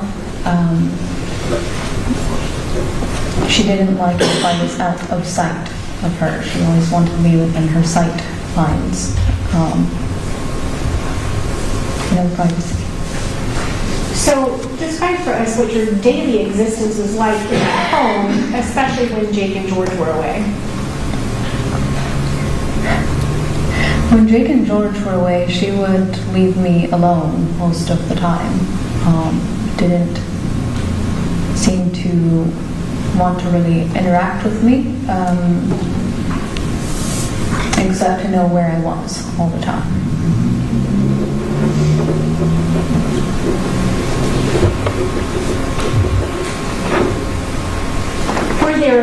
things that you did to try to carve out privacy for yourself or to get out of the household for periods of time? Yes. And what was that? Well, there were two things. Three things. One was I would take walks down the road. The Wagners did not want me to do this, but I was kind of pushing the boundaries. So they would meet with me as a group, George, Jake, Angela, and explain to me why it was dangerous for me not to take walks by myself. And I would say, well, I need to exercise for my health, or surely I can't stay in the house all the time.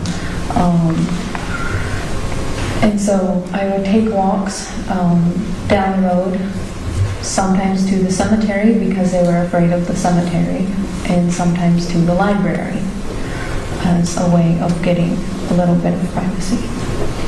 Okay. And when you said that Jake and George and Angela talked to you about that it's dangerous for you to take walks, what was the reason, or did they state a reason why that was? There were multiple reasons given. One was a fear of the news media trying to contact me. One was, I think they were concerned about BCI following me or contacting me. Those are the two I remember. Okay. And you indicated you would either go to the cemetery, or sometimes you would go to the cemetery or the library as well during these walks, correct? Yes. Okay. And can you tell us, was there an attempt to kind of monitor you while you were walking to the library or other things? Yes, as soon as they knew I was leaving, Jake would call me and stay on the phone the whole time I was walking. Okay. And would this be like while he was driving the truck? He would Yes. call you and stay on the phone with you? Yes. Okay.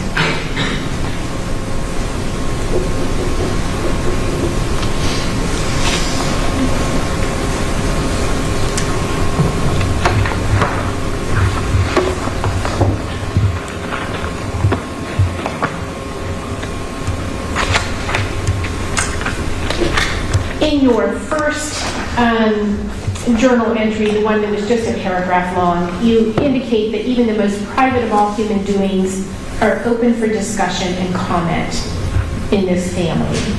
Can you tell me what you meant by that?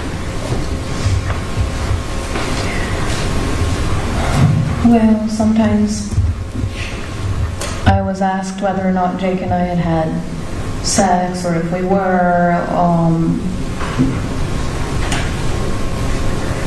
Yeah, people were talking about Jake and I's sex life and their own sometimes. Okay. And tell me about that. What kinds of things were discussed?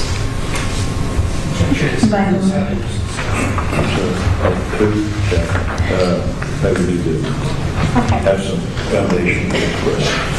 Who else would talk about their sex lives? I remember Billy and George talking about going to see whores. Is that the words that they used? I don't remember if they used the word whore, but that's how it's in my mind anyway, like prostitutes. Okay. And when you say they talked about going to see them, as in intending to go see them, or having done that, or what? I seem to remember it being past tense.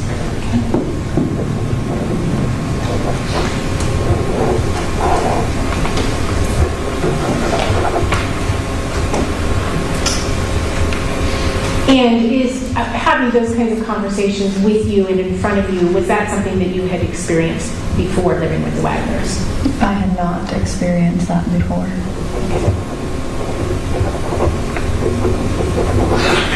And can you describe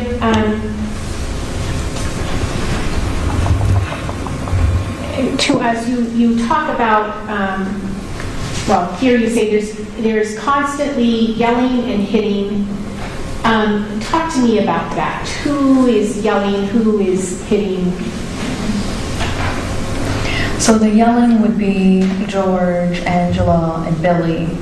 the hitting was mostly Sophia and Bovine, because while the yelling was going on, typically they would be being almost completely ignored by everybody, and they'd be off in the corner just stressed out and frazzled and just going at it, releasing tension by hitting each other a lot of times.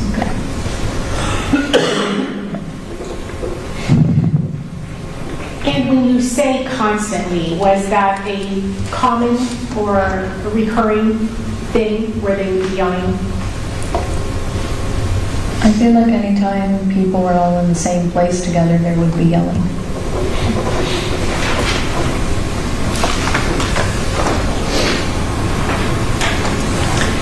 In addition, well, okay, let me stay on this.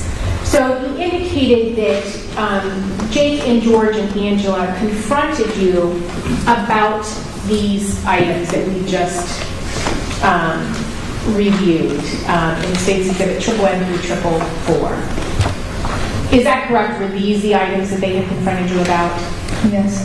Okay. And can you tell us what you were, well, first of all, did you give them permission to or show them these things yourself? I didn't give them permission, and I did not show them. Okay. And can you tell us what they asked you to do with these items once they confronted you with them? Well, first they asked me, what was the purpose of it, and I said I was just angry writing because of the stress, and that it was my way of relieving stress. They told me that was extremely dangerous for me to do. What if the police or BCI found it? And I say they, I think it was Angela, Jake, and I feel like George was nearby, possibly Rita as well, but I don't remember exactly that. Okay. They said it was dangerous for me to write because the media or the police or somebody might get a hold of what I had wrote. And so they asked if I would burn the journal and flush it down the toilet. And saw to it that I did. And when you say they saw to it that you did, where did you actually burn the journal? So Jake had a lighter, and I think we burnt it in a sink or outside, I can't remember which, and then we took it and flushed the ashes down the toilet. Okay.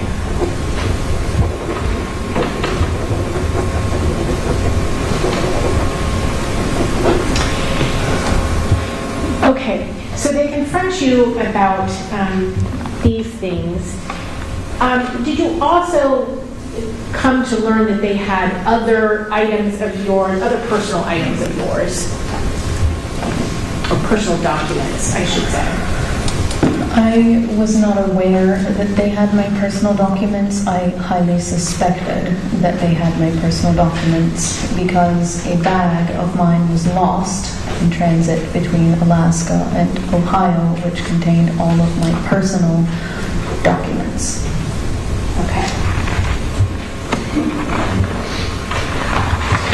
And just going to show you a series of documents. I'm not going to put these up on the screen because they do have some personal identifying information.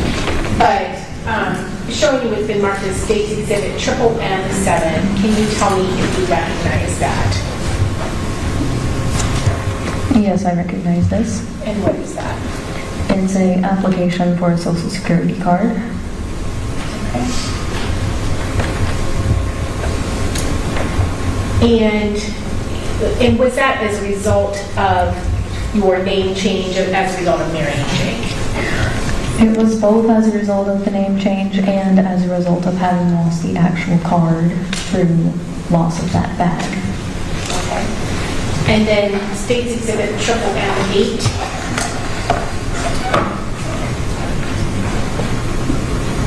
It looks to be the same document but zoomed in, Okay. like a closer image. And State's Exhibit M9. This is a copy or a photograph of the name change order my mother created after she and my father divorced. And state's exhibit, that's triple MT.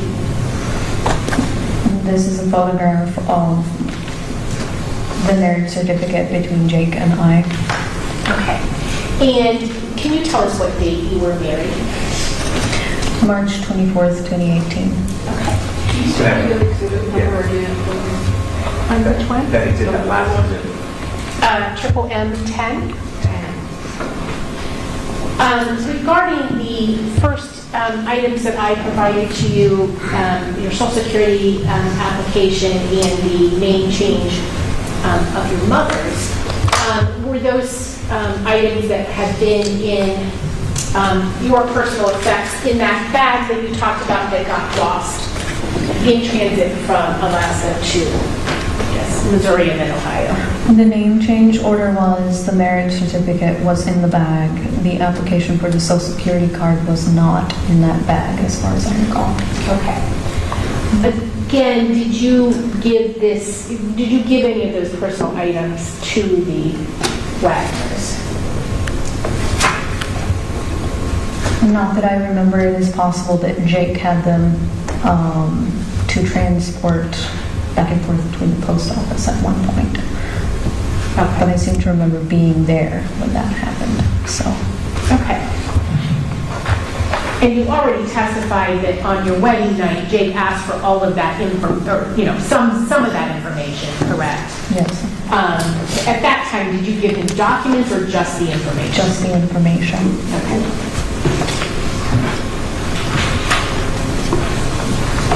Before I move on, I want to follow up on one thing, the double X 11A. You can show that up on the screen. I'm going to hand you what's been marked as State's Exhibit, double X 11A. It'll show up there too, but if you can just tell us, sorry, if you, do you recognize that photo? Yes, I do. And what do you recognize that as? The photograph I was shown in Frederica's kitchen. Okay. The same one where you indicated that looked like Jake's hand holding that weapon? Yes. Okay.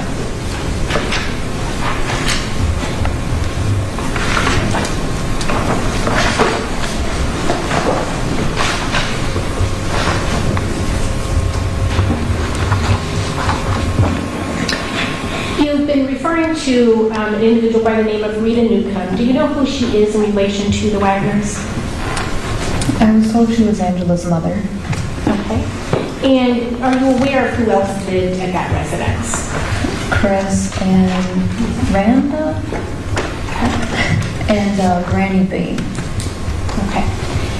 And how much interaction did you have with them on a daily basis during that those 3 months that you were there? I feel like I went to their house about once a day, either to talk to Angela or see the children, because sometimes Granny B would watch the children. Sometimes we ate dinner together. Sometimes they came to our house. Okay.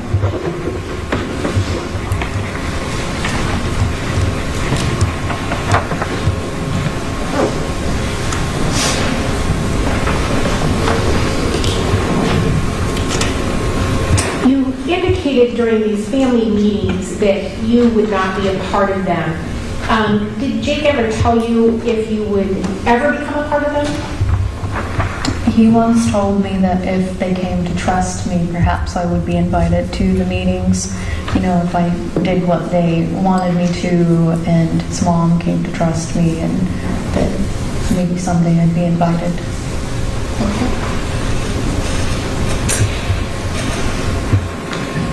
And you indicated that you did you did voice your desire to,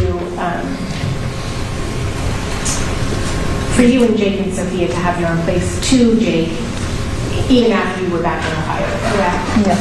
Okay. And at some point, did you also suggest that you get your own place alone.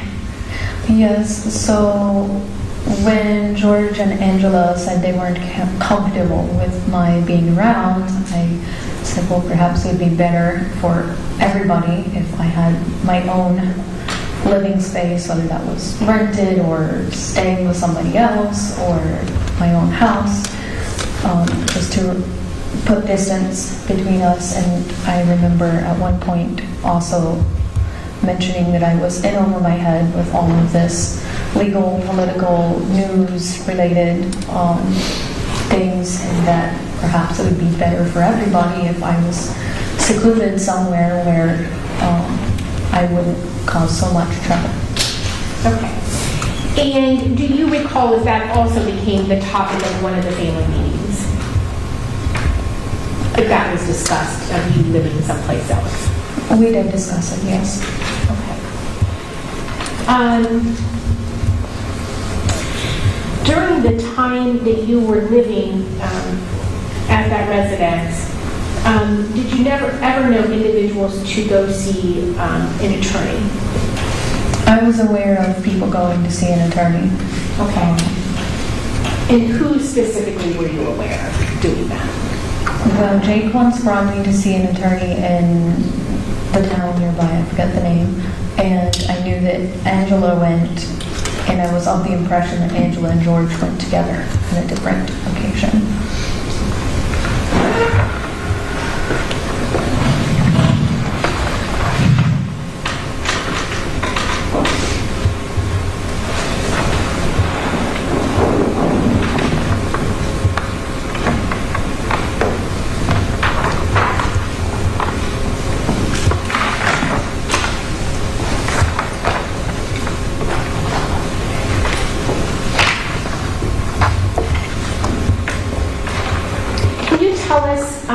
While you and Jake,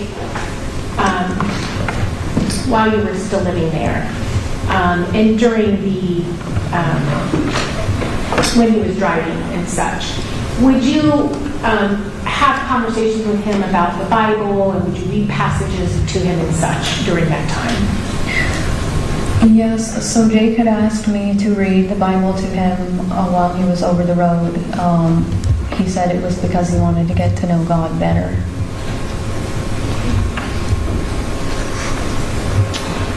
And how often would you say that occurred? Almost every night.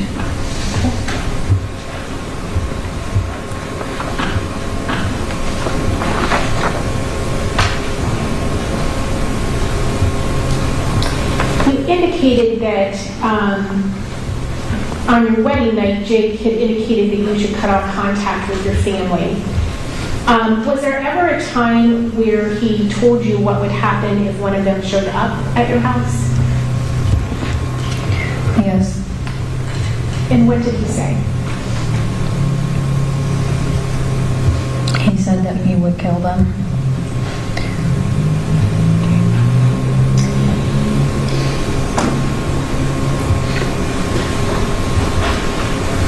You indicated earlier,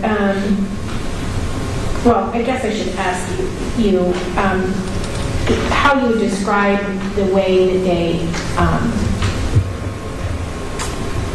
functioned. I guess you talked to us about the family meetings, you talked about the sharing of finances. From your observations, how did they function, I guess?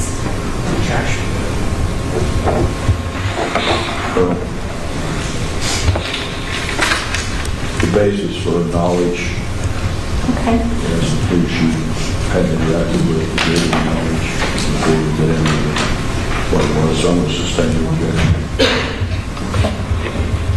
How long did you live with the Wagners? About 3 months.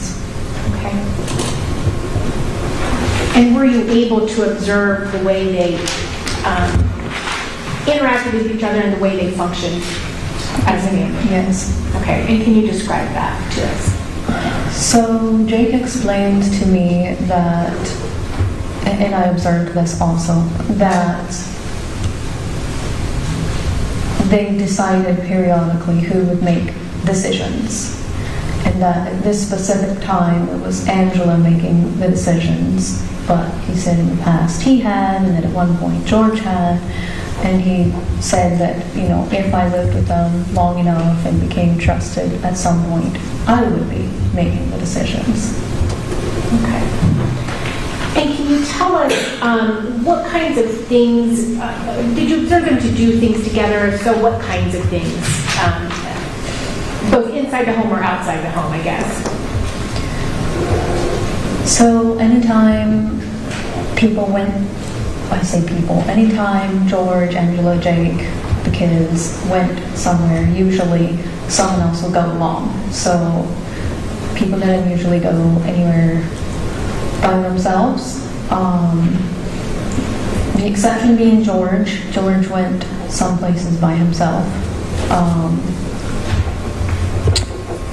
They went shopping together, ate dinner together most of the time, went to gas station together, went to Granny Wagner's together,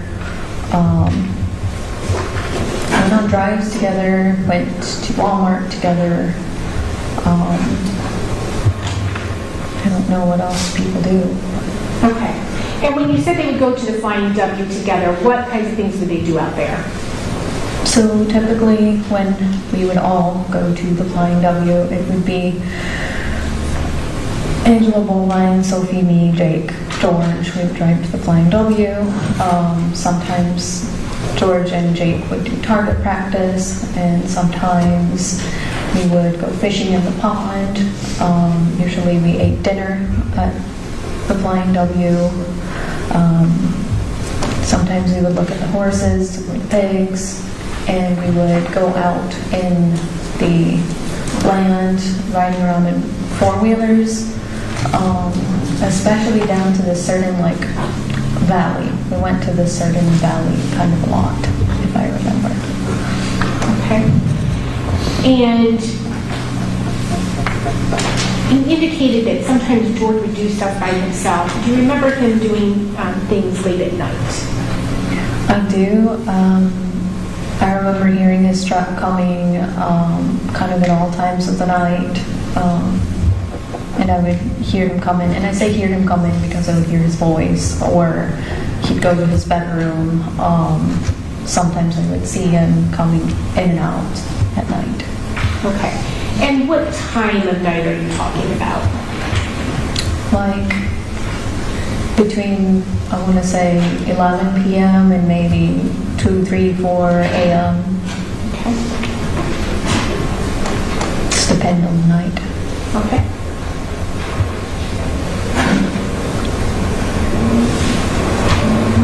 How many times would you say during that 3-month period that you had alone time with your husband? If I remember, it was 14. You remember the number? That's how many weeks there are. Okay. So basically once a week. Okay.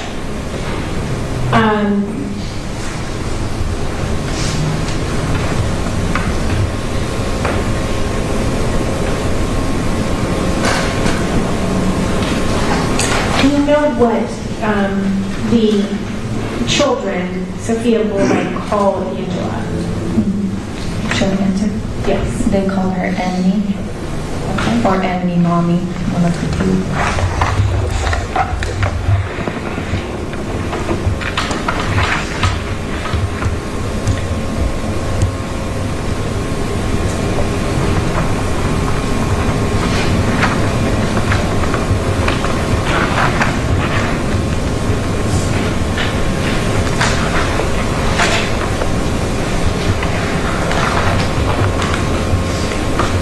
Indicated that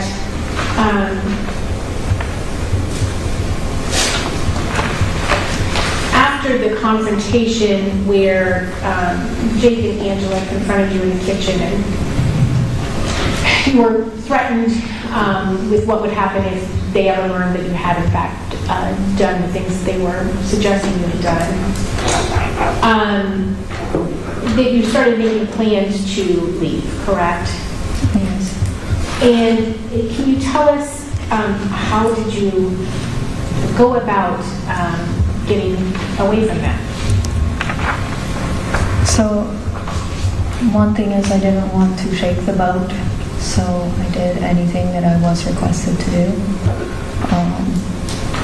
The other thing was they still allowed me to walk to the library, so when I would go to the library, I would talk to Jake on the way, and then once I got to the library, I think at this point I had unsynced my phone, so he was not.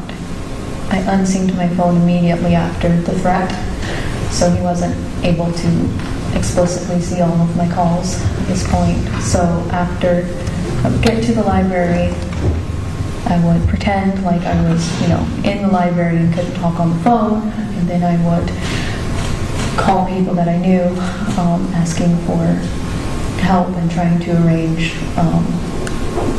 getting away. Okay. And were you able to make those arrangements? Yes. Okay. And can you tell us who ultimately assisted you in getting out of that home? And my father. Okay. And can you tell us at that time where your father had been living? At that time, he was living in Texas. Okay. And did he come to Ohio from Texas to help you? He did. He flew there. Okay. And did you have another individual that you knew help you? I did. Okay. And you don't need to provide your name, but just generally, who was that person? My bridesmaid. Okay. And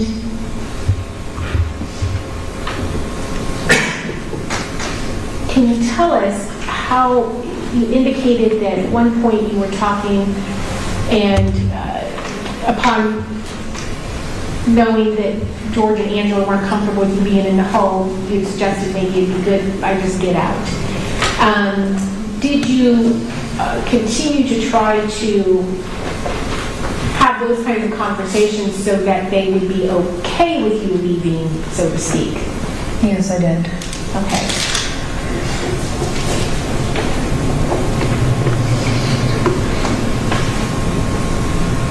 And can you tell us, do you recall when you left there? It was the first week of July in 2018. I think it was the 6th. Okay. You had gotten married in March, very end of March 2018. Gotten to Ohio maybe early part of April of 18? Yes. Okay. So basically 3 months back home. Okay. And can you tell us what happened on the day that you left? So the agreement I made with the Wagners was that I was going to stay with my friend to avoid news media, BCI, questioning, everything like that. And then at the same time, I was going to go to college. So Angela and Rita drove me to the Walmart in, I think, Jackson. Is that a town? Sounds familiar. Jackson. They dropped me off in the parking lot. I walked into the Walmart, changed my clothes halfway through the Walmart at a changing station so that I wouldn't look the same, and left out the back through the tire section because I was afraid they were following me. I was concerned, and got into a rented car, took the SIM card out of my phone because I was concerned I was being tracked. My father was there in the car, and we drove down a bunch of side roads and hid the car for a period of time. And then when we knew we weren't being followed, we drove to a restaurant where I switched vehicles. My friend picked me up and took me the rest of the way to Virginia.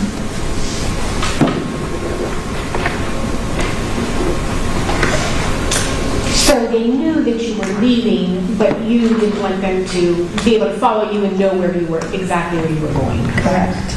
Okay. And you indicated you went to Virginia that day, correct? Yes. Okay. And can you tell us, have you taken efforts to continue to try to conceal your whereabouts? I have.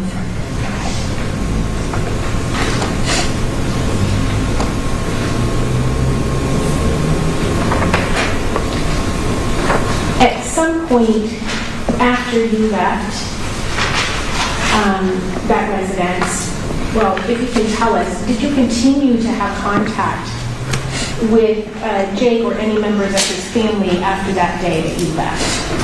I seem to remember sending Jake maybe 1 or 2 messages after I arrived, hoping that if I said I was safe and had arrived safely, that would postpone any kind of following or hounding. Okay. And can you tell us, at some point after you had left, were you contacted by BCI? I was. Okay. And did you talk to them? I did. Okay. And did you also agree to do a controlled call with Jake? I did. Okay. And do you recall anything of consequence coming out of that conversation? I was not aware of anything consequential coming from it. Okay. Do you recall anything that you talked about? We talked about Sophia's health, how she was, what the plans were, I think. He asked me where I was. I didn't let him know where I was. And I remember being very angry about how disturbed Sophia had been while I was living with them, and I remember saying, like, well, if she's this stressed and anxious, or if you are concerned about her well-being, you should at least take her to the doctor. I remember that in the conversation.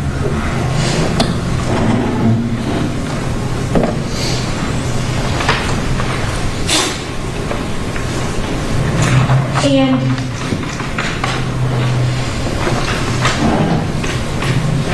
I want to show you just a couple of photos.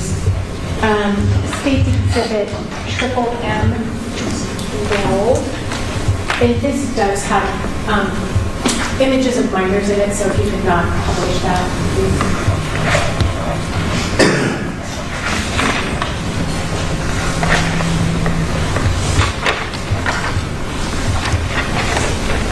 Can you tell us if you recognize the people in that photo? I do. And who do you recognize those as? Jake, Sophia, Lombine, and myself. Okay. And then same thing for this photo. State Exhibit Triple M 13. Again, if you could tell us if you recognize the people in that photograph. Jake, George, Angela, Billy, Sophia, and Boline. Okay.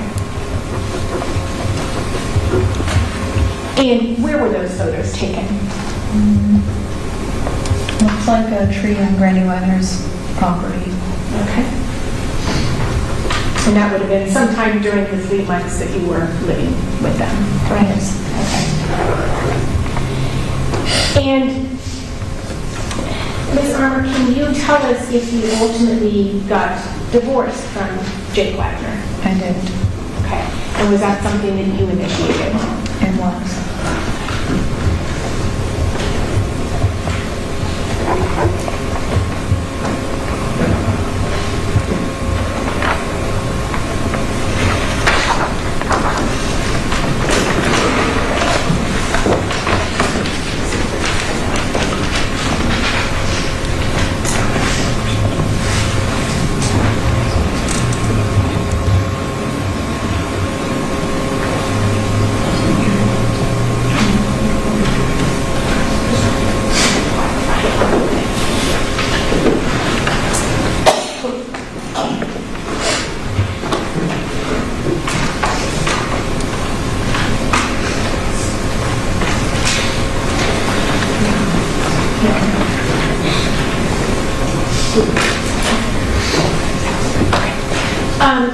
Ms. Armour, you indicated that when you were at the Flying W around the kitchen table and they were showing you that photograph and then had that reaction, that one of the things that they said was that BCI could be listening, correct? Oh, yes, yes.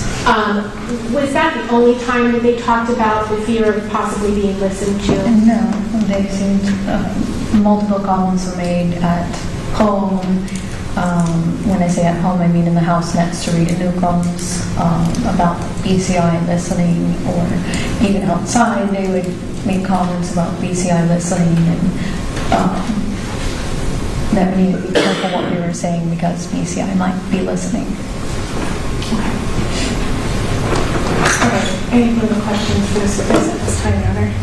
Does the defense wish to cross-examine now or after the lunch break? I think it's time for lunch, Joe.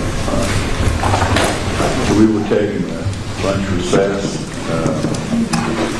The jury will assemble the jury room. Let's make it 1:30. Run around the office with it. While you're at on this break, lunch break, you're not to discuss this case among yourselves or with anyone else. You're not to permit anyone to discuss this case with you or in your presence. You're not to form or express an opinion concerning the case. You are to not to do any research at all concerning the case, either as to the facts or as to the law. You're not to read, view, or listen to any reports or accounts of the case. You have no contact with any participants in the case, including parties, counsel, or witnesses. At 1:30, you're assembled to the jury room. You'll be brought up by court personnel there. But anything further from counsel for either side before we adjourn for our lunch break? No. All right, so we are adjourned until 1:30.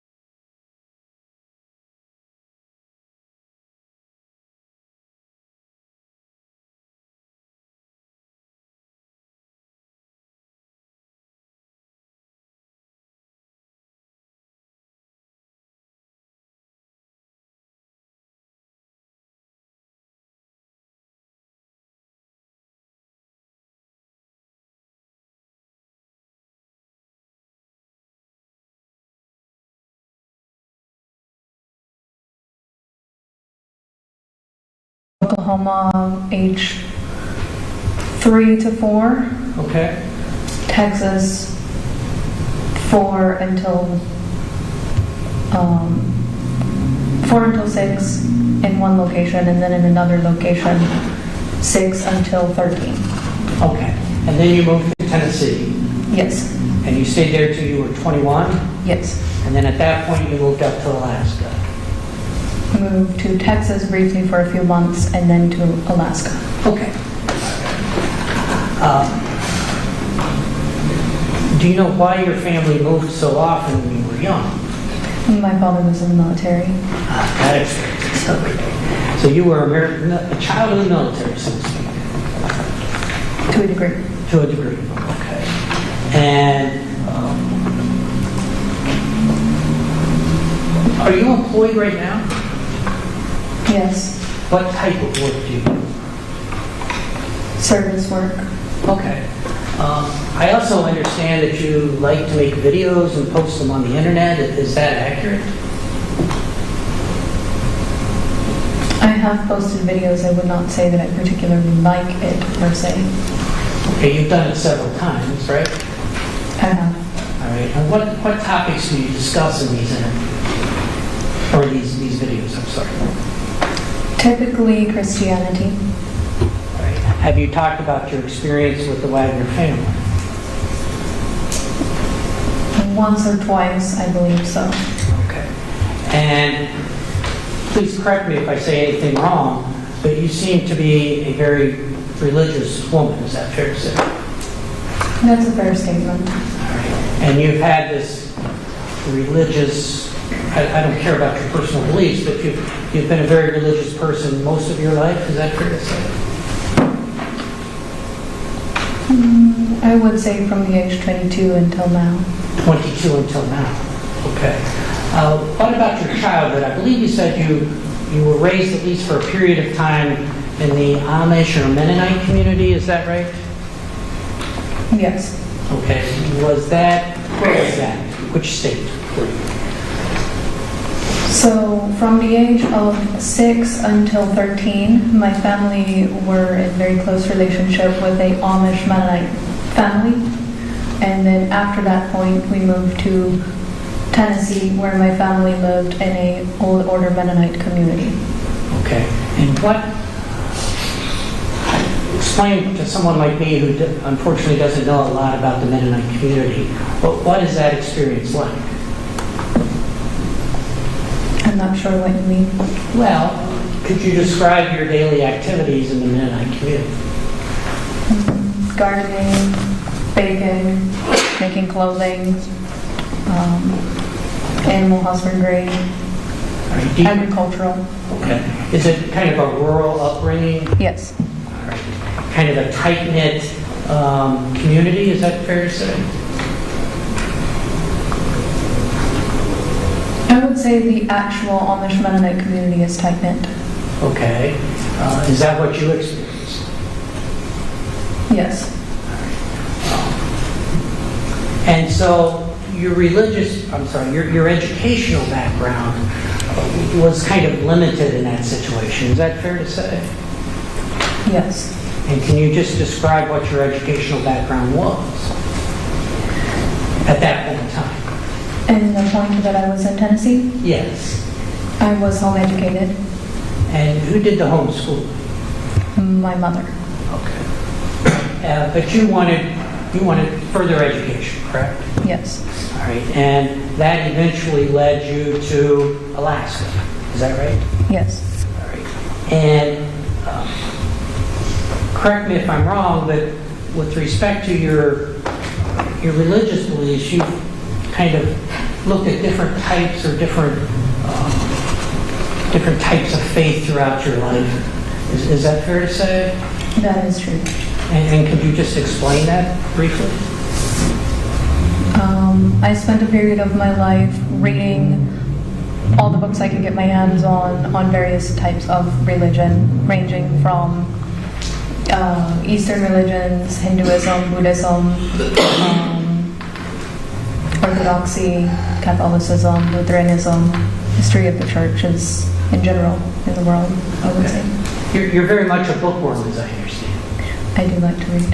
Okay. And that's one of the things you did when you moved to Ohio. You like to go to the library and do various things, but reading books, right?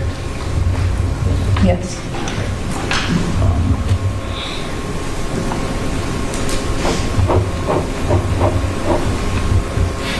Have you participated in any of those religions that you just discussed? I have not. Okay. Now, as I understand it, you met Jake in Alaska. I believe it was in 2017. Do I have that right?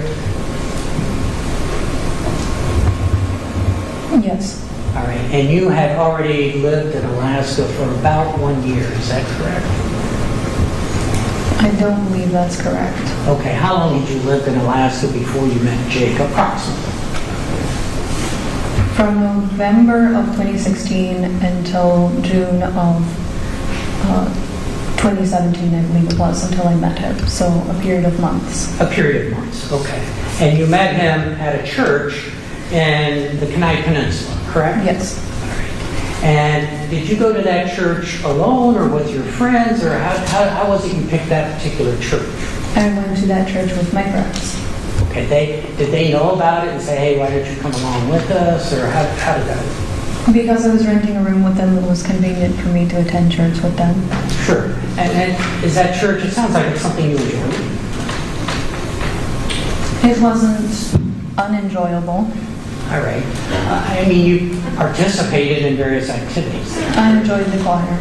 You enjoyed the choir, right? It sounds like you helped out in the nursery, is that right? I enjoy working with children, yes. Sure. And so it was there that you and Jake happened to meet each other. Yes. And Jake was a frequent attendee of the church, is that fair to say? At that time. Yeah, at that time. So we're talking June of 2017 and going forward, he was a frequent attendee at the church, correct? Yes. All right, and I believe you said he arrived with his mother and perhaps Sophie? It was more than just his mother and Sophie. Okay, but I think you said the first time you saw him, you thought Jake and Angela, his mother, were a couple coming in, right? Yes, I did. Okay. And so you would see Jake at the church much more often than you would see George at the church. Is that fair to say? Yes. George wasn't really there but once, maybe, I think you said? I believe it said once or twice. Once or twice. And that would be from June of 17 until you left the following year after the marriage, correct? Yes. All right. And so the church would have different activities that you and Jake would participate in, right? Yes. And that's the way you got to know each other initially. Partially. Was there another way? Dating, right. You met there, and then he would ask you out on dates, and I think you described you would have meals together, you would take walks together, you would have dates, get to know each other a little bit. Is that right? That's correct. Okay. And so, at what point did you think the relationship was turning pretty serious? Given that you met in June of 2017 as a reference. I believe there's a little bit of a cultural difference here between myself and other people. So, in the culture I grew up in, which is Amish Mennonite, people often meet through church and often will become engaged within a period of 4 to 6 months. So, in about the 6-month period, I was almost expecting an engagement, and so from that point onward, I considered it pretty serious. Okay, fair enough.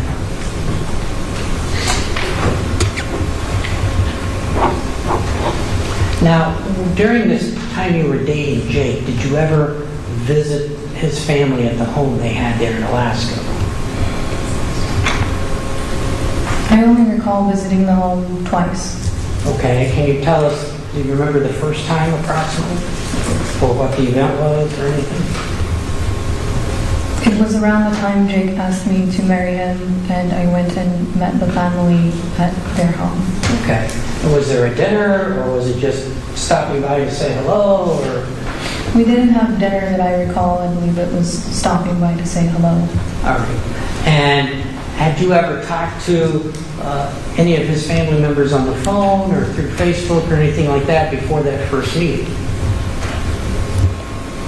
I don't recall. It's possible that we did, but I don't. Nothing sticks in Nothing sticks in my mind. Okay. And so, what was the second occasion, if you remember? When they were packing up to move down to Missouri. Okay. So the first time was when Jake kind of introduced you to the family, so to speak, and the second time was when literally the Wagners were moving from Alaska to Missouri. That's what I remember. Okay, those are the two times. All right. Now, with respect to the wedding, I think you said that you got married at a friend's home, right?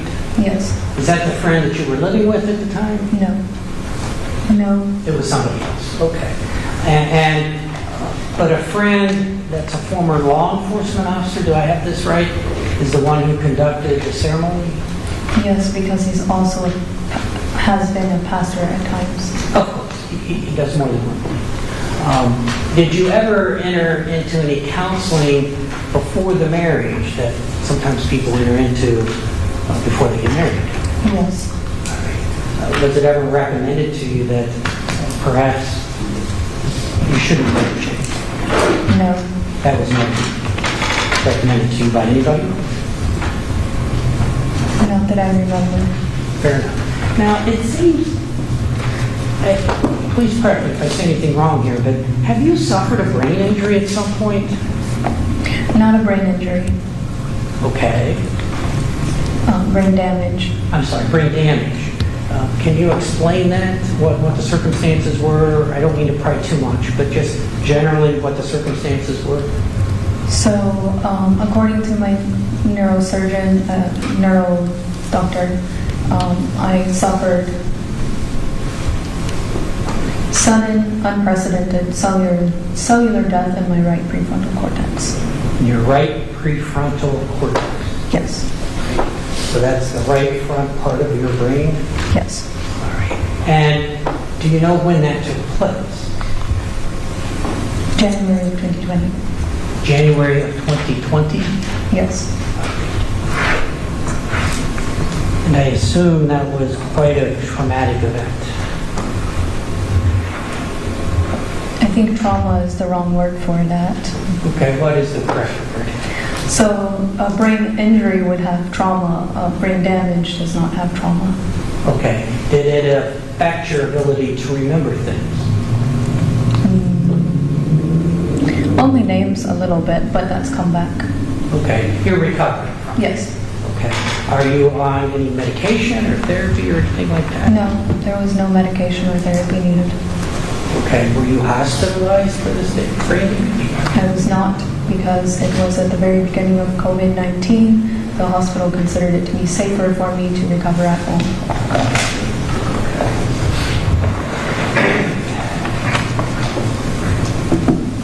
So, let me move on.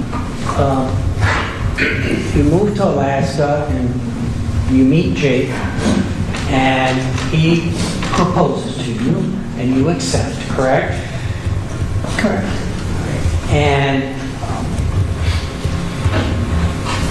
you get married at a friend's house. You don't have a honeymoon, but you do. Is there a reception or like a celebration at a restaurant or anything like that? No.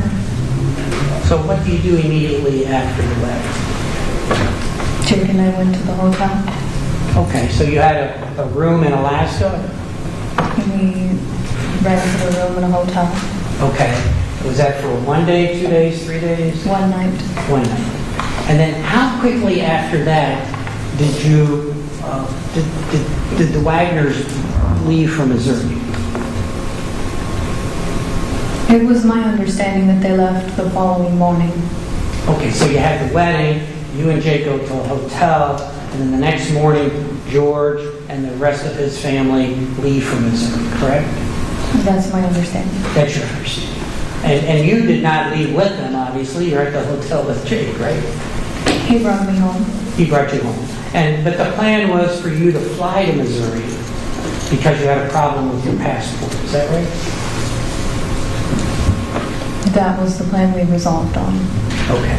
Maybe not the first plan, but that was the final plan. Yes. Okay. And so when you were in Alaska and Jake and George and the rest of the family were up there, George and Jake had jobs, right? I know Jake had a job. I'm unsure about George. Okay. What type of job did Jake have? He worked at a auto shop. And do you know whether George worked at the same place with him? I believe he mentioned something like that. Okay. And was it your understanding that when the Wagners were living in Alaska, that Jake and George were the primary breadwinners, so to speak?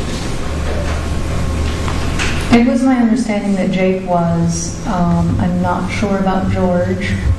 All right. Did you know whether Angela had a job in Alaska? I don't know. You weren't really around George in Alaska very much, were you? No. You didn't really know him at all in Alaska, is that fair to say? Other than at church.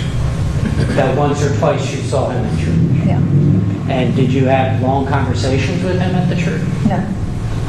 So you met him at the church once or twice. You were introduced to him after Jake had proposed to you, and then you helped pack. That's kind of the extent of your contact with George when you were in Alaska. Is that fair? Fair enough. Okay. And do you know why the Wagners were moving from Alaska to Missouri? I was told that it was for farming purposes, to purchase a farm and farm in Missouri. Okay, were you aware that Jake and George had been laid off their jobs in Alaska? That does not ring a bell. That does not ring a bell. You lived in Alaska for how long? About a year. About a year or so. It's my understanding that Alaska is a very expensive place to live. Would you agree with that? I would agree. Yeah, everything seems to be more expensive there. Is that right? Yes. And if someone doesn't have a job or doesn't have a full-time job, that could make living there more difficult. Correct? Yes. Were you aware that Jake and George had been pursuing a job in Missouri driving a truck for R&L? Were you aware of that or not? I was aware they were pursuing the job of trucking. I wasn't sure about the details of it being R&L. Okay, so moving from Alaska to Missouri, they were pursuing this truck driving opportunity. Yes. And so the Wagners leave Alaska the morning after your wedding, and they're driving to Missouri, correct? Yes. All right. But you fly down a week or so later, I think you said? Yes. And did you fly by yourself? Yes. And who picked you up at the airport, if you remember? I believe it was George and Billy. Okay. And they took you back to the hotel, right? Yes. All right. And it seems like you were quite surprised that there was only one room there. Is that accurate? Yes. All right. Now, did George spend the night there that first night, or did he drive back to Ohio? I don't remember if it was that night or the night after that he drove back to Ohio. Okay, so he was there at most one night at the hotel in Missouri. Is that right? I'm not sure how many nights he returned for, but he left pretty quickly. He left quickly. Would it surprise you if he slept in his truck that night rather than the chair that you described? That would surprise me considering that I saw him in the chair. I'm sorry? That would surprise me considering that I saw him in the chair. You saw him in the chair, so you're sure about that? I know I saw him sleeping in the chair. Overnight or just?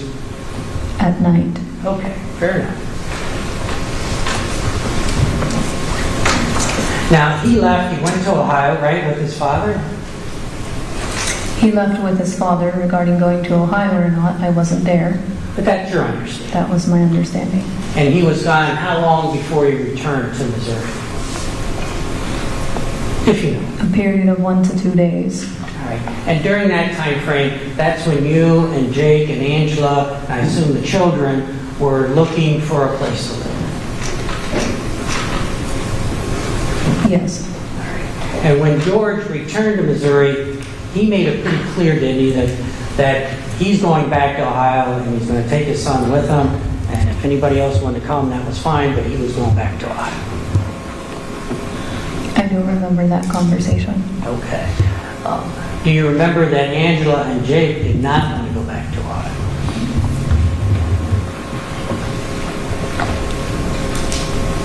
I don't remember that conversation.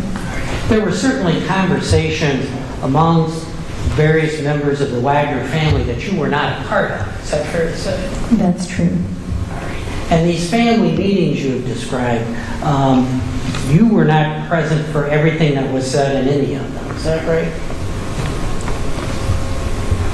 I was present for some of the meetings. Were you in the meetings or just in a nearby room?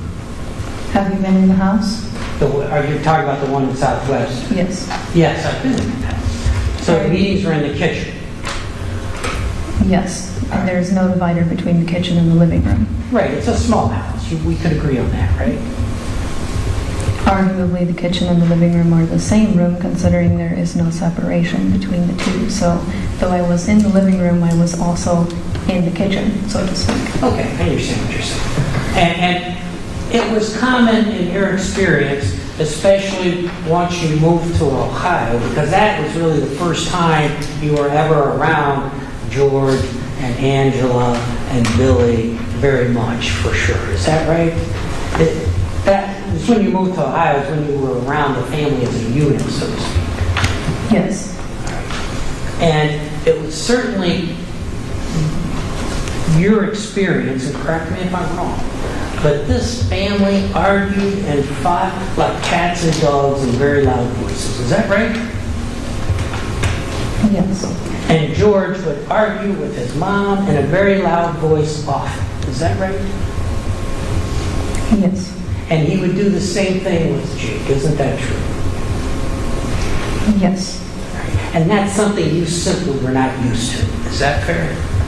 Yes. A little bit shocking to you, given your background and how you were raised, right? I think it would be shocking to most people. But certainly shocking to you. Yes. And I believe you said that George, when you lived in Ohio, that George would often stay out at night by himself. Isn't that right? I'm not sure what you mean by stay out at night. Well, certainly he would come home in the middle of the night by himself after being somewhere. Sometimes. Sometimes you heard that, right? Yes. You could hear his very loud diesel pickup truck pull in when he arrived, correct? Yes. You could hear him enter the house, right? Yes. You could probably hear his voice on occasion. Yes. And you could hear him go into his room, which is in that very small hallway in that house. You were right down the hall probably, right? Yes. So it was no secret that George was coming and going pretty much as he pleased. Is that fair to say? Yes. And you didn't particularly like the people that he was hanging out with. Fair to say? I don't remember meeting the people he was hanging out with. Okay. Well, he certainly was very much different. Let me put it this way. Jake was pretty much a homebody, right? I wouldn't say so. Okay. Well, when he wasn't working, let me start there. Jake and George, when you lived in Ohio, let me back up a little bit. When you lived in Ohio, Jake and George got a job at R&L Trucking, right? Yes. All right. That's a company where they were a team in one truck driving cross country probably 5 days a week. Is that fair to say? Yes. All right. And that was a good job for them, wasn't it? Yes. I think they both enjoyed that job. Would you agree? I don't want to speculate about their enjoyment. Okay, but they certainly didn't complain about the job too much, did they? I think everyone complains about their jobs. Okay. Well, at least one time you went along with them, is that right? Yes. All right, and you kind of had to sneak along because that was against company rules, right? Yes, they hid me in the truck. Pardon me? They hid me in the truck. I'm sorry, couldn't hear. They hid me in They the hid truck. you in the truck, right. In fact, they stopped along the road at a prearranged point where you could get in the truck and go with them. That I don't remember. Okay. But this truck, it's one of these big semi-tractor trailers where it has what's called a sleeper cab. Do you remember that? Yes, I do. And they're like bunk beds and a refrigerator and an area where the driver and whoever's with them, they stay in that area while one person's driving, the other one's kind of back in the sleeper cab area. Is that right? True. Okay. And so you went with them for a week when they did all their truck driving, right? I went with them for a week when they truck drove. I'm sorry. I went with them for a week over the road while truck driving. Yes. Do you recall where you went by any chance? We went to Colorado, Florida, Texas, somewhere north, I feel like St. Louis, but I could be incorrect about that. Okay, but that was kind of, if you're understanding, that was kind of a typical week for them, right? They would go from Ohio to Florida to Texas to Colorado, maybe to California. They were everywhere. Is that fair to say? They drove all over the U.S. as far as I knew. Right. And so during that one trip you went with George, there was a time when Jake was back in the cab and George was driving the truck, and you came up into the front passenger seat and you were trying to be friendly with him. Is that right? That's true. And you and George didn't quite hit it off. Is that fair to say? I don't remember that aspect of it. We just had conversation. Right. And let's back up to Alaska just for a moment. Are you aware or not that George really wasn't in favor of you getting married to Jake?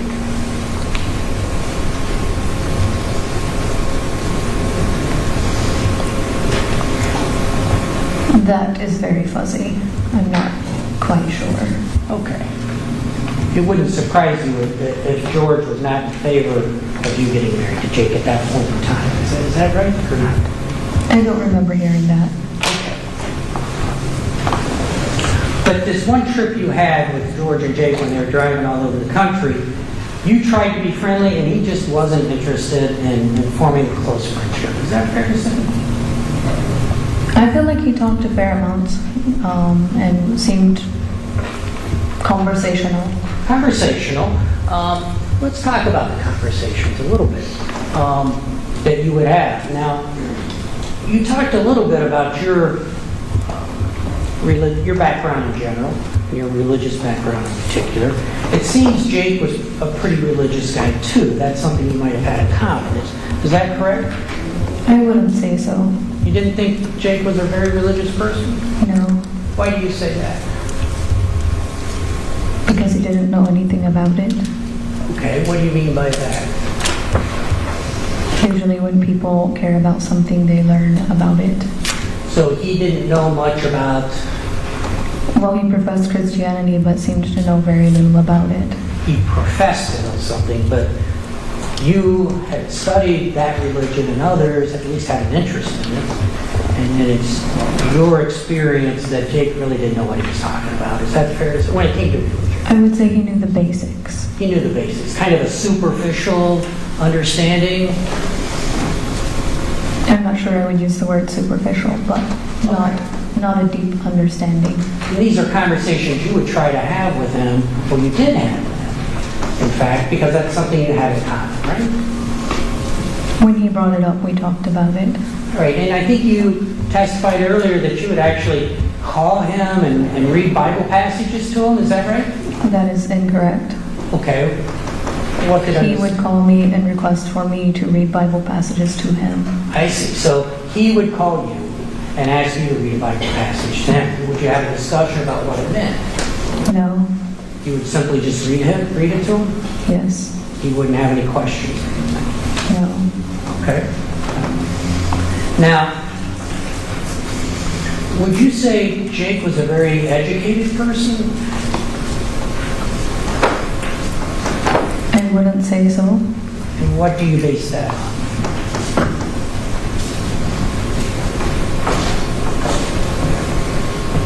I know that he hadn't been very interested in reading or learning in general. He didn't seem to have a lot of curiosity. Do you ever remember writing down a list of reasons to get married to Jake and reasons not to get married to Jake? I remember making a list like that at some point. And do you remember putting on there that you thought he was illiterate? I do remember that. Can you explain that? He hadn't read books. And was he a very good writer, do you know? Not that I'm aware of.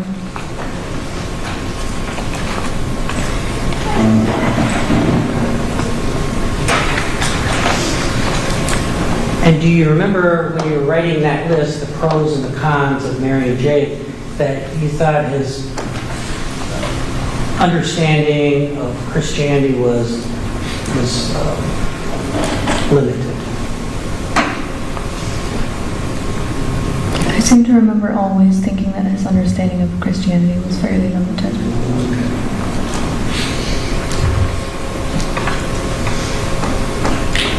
And when you decided to leave the Wagners, that was something you and Jake discussed in quite a bit of detail, isn't that true? I don't remember discussing all the details with him. Well, do you know whether or not his phone was being recorded by the government during this investigation and whether it captured any of your conversations with him? I do not know about that. Okay. Does it ring a bell that you had discussed with him that you needed to go to college and that a family member had offered you a free college education if you left Jake? A family member? Or a friend? I don't remember being offered free college. Okay, is that something you discussed with Jake, whether he was actually offered or not? Do you remember discussing that with Jake? It seems likely that I may have discussed about college with Jake. And didn't you and Jake come to an agreement where you would move away and do your college, and then maybe this whole suspicion that he was under with his family might blow over by that point, and the two of you could reunite after? I do remember discussing that with him. Right. And there were more than one discussion about that, right? Yes. And in fact, the day you left Ohio, as you described earlier, George and Jake were actually working for R&L and they were driving somewhere across the country at that point in time, right? Yes. And so Jake and I assume his family, they knew you were leaving, correct? Yes. And in fact, Angela and Rita gave you a ride as you described earlier. Yes. And you had some, I believe your father and a friend meet you and help you go to wherever it was you were going. Yes. And that was outside of Ohio, correct? Yes. And then a few days later, or a period of time later, I think you said that was in July of 18. Does that sound right? Yes. Okay, so later that month, you were contacted by BCI and they wanted to talk to you, right? Yes. And you agreed and cooperated and met them in Virginia and gave them a rather lengthy interview. Is that right? Yes. And are you aware that that interview was recorded? Yes. Okay. And you answered all their questions, right? Yes. And they explained to you a lot of the evidence that they had gathered in the case up to that point in time. Isn't that true? I'm not sure if they explained a lot or not because I haven't seen a lot of the evidence myself. I was shown some evidence which they explained. they explained the evidence, not necessarily showing it to you, but they explained a lot of what they thought had happened in the case. Yes. And in fact, they asked you if you would make a call, a telephone call to Jake and have a conversation that they could record. Is that right? Yes. All right. And you did that, right? Yes. And during that interview, they asked you some questions about George, right? During the interview in Virginia? In Virginia. Yes. And I think you told them that one of the things about George was he liked to tell sexist jokes. Is that right? Yes. All right. And so what do you mean by sexist jokes? I tried to forget them as soon as possible. I understand. I'm not talking about the I don't content. remember them in exact verbatim. They were sexist jokes. Beyond that, I don't recall. These were jokes that kind of offended you. Is that Yes. all right? Jokes about women, perhaps? Yes. All right. Topics that you disapproved of. You didn't approve of these type of jokes, right? They were quite crude. Very crude, right? And would Jake ever tell you those type of jokes? Not that I remember. And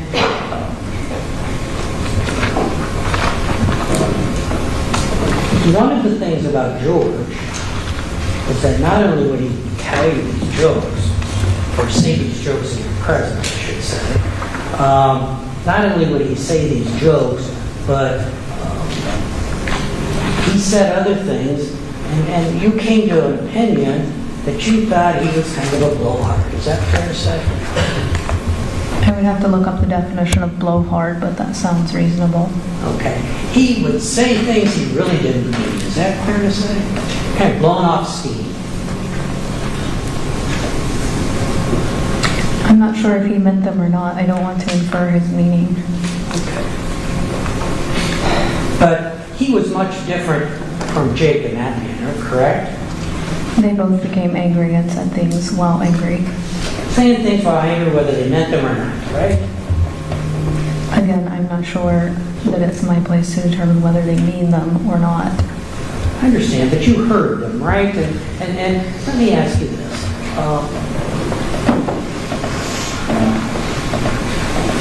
George was much heavier back when you knew him than he is now, right? I can't really see since he's George, sitting can you down. stand up, please? He was a little heavier. He was a little heavier. Okay, and this was 2017, 2018, right? When you knew him back then. 2018 mostly. 2018, right, 2018 mostly because you really didn't spend much time with him until you moved to Ohio, right? Yes. Okay. But you told the investigators when they interviewed you in Virginia that he stayed out late at nights and he hung around with yucky people. Do you remember that? Did I use the word yucky? Yes. Okay. And that you used the word earlier, so I'll use it again, that he hung out with whores. I remember him discussing that. And that offended you, right? I think many people find whores offensive. Exactly. And you're certainly one of them, right? I think it's unfortunate. Of course.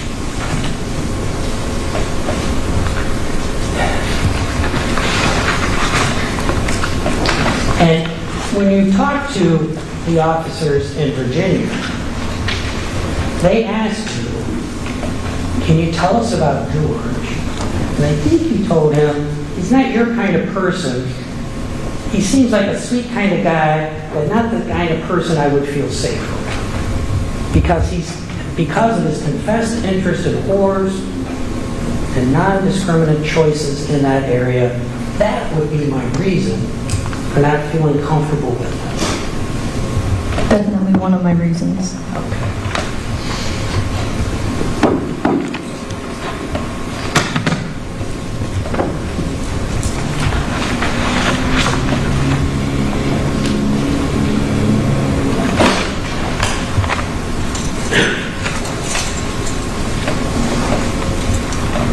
When you lived at South Webster there in Ohio, George would hang out with Chris and Randa quite a bit, wouldn't he? They did seem to hang out a fair amount.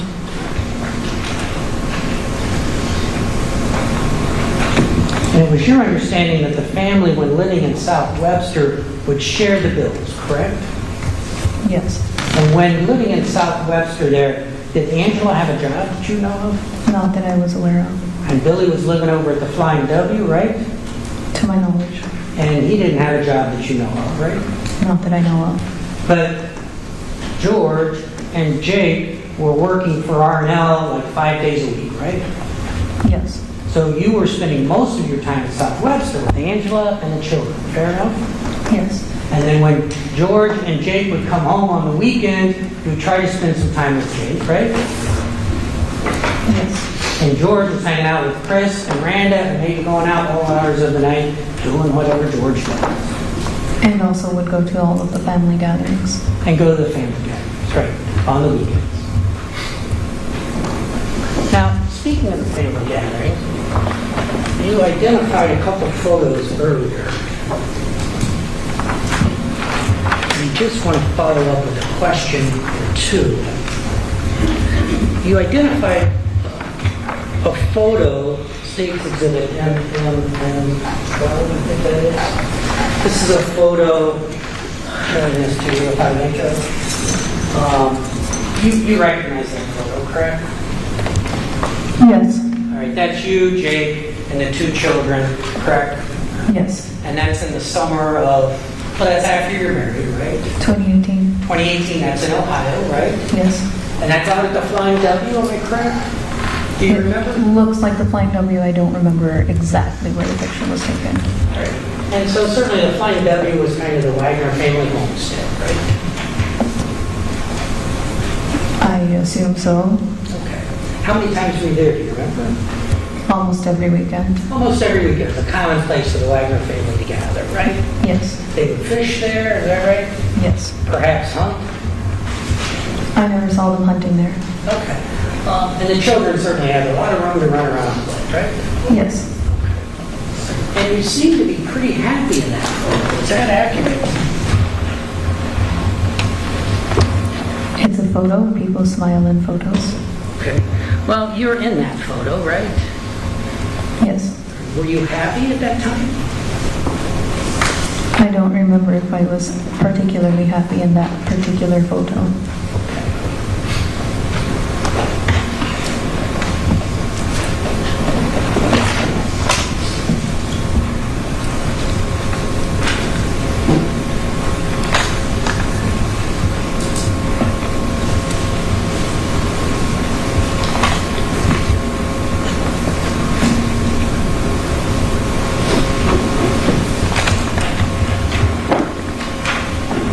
Now, when you lived in South Webster, you had this obviously terrible experience of basically Angela accusing you of sexually assaulting Sophie. Is that right?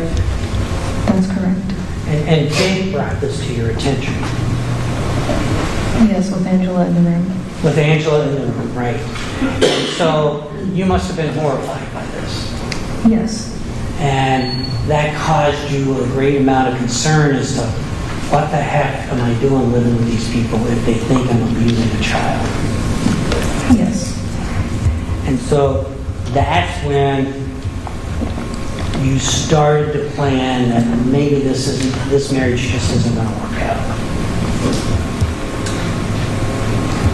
When they threatened to murder me, that was when I came to understand that the marriage was not going to work out. Okay, and it was Jake who threatened to murder you, right?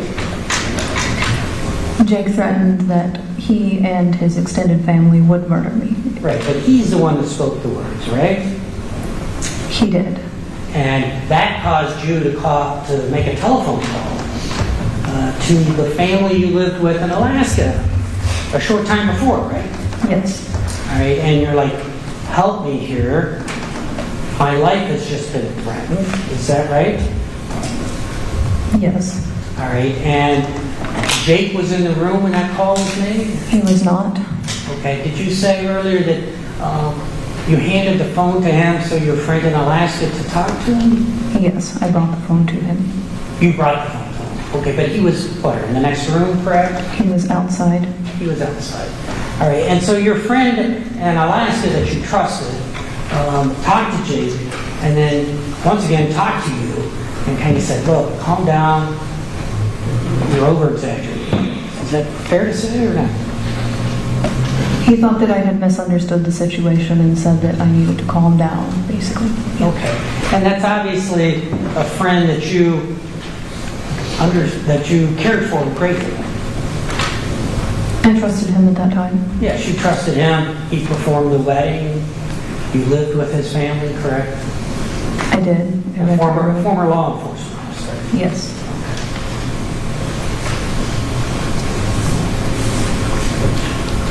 And you like to read books, and you like to write down your thoughts.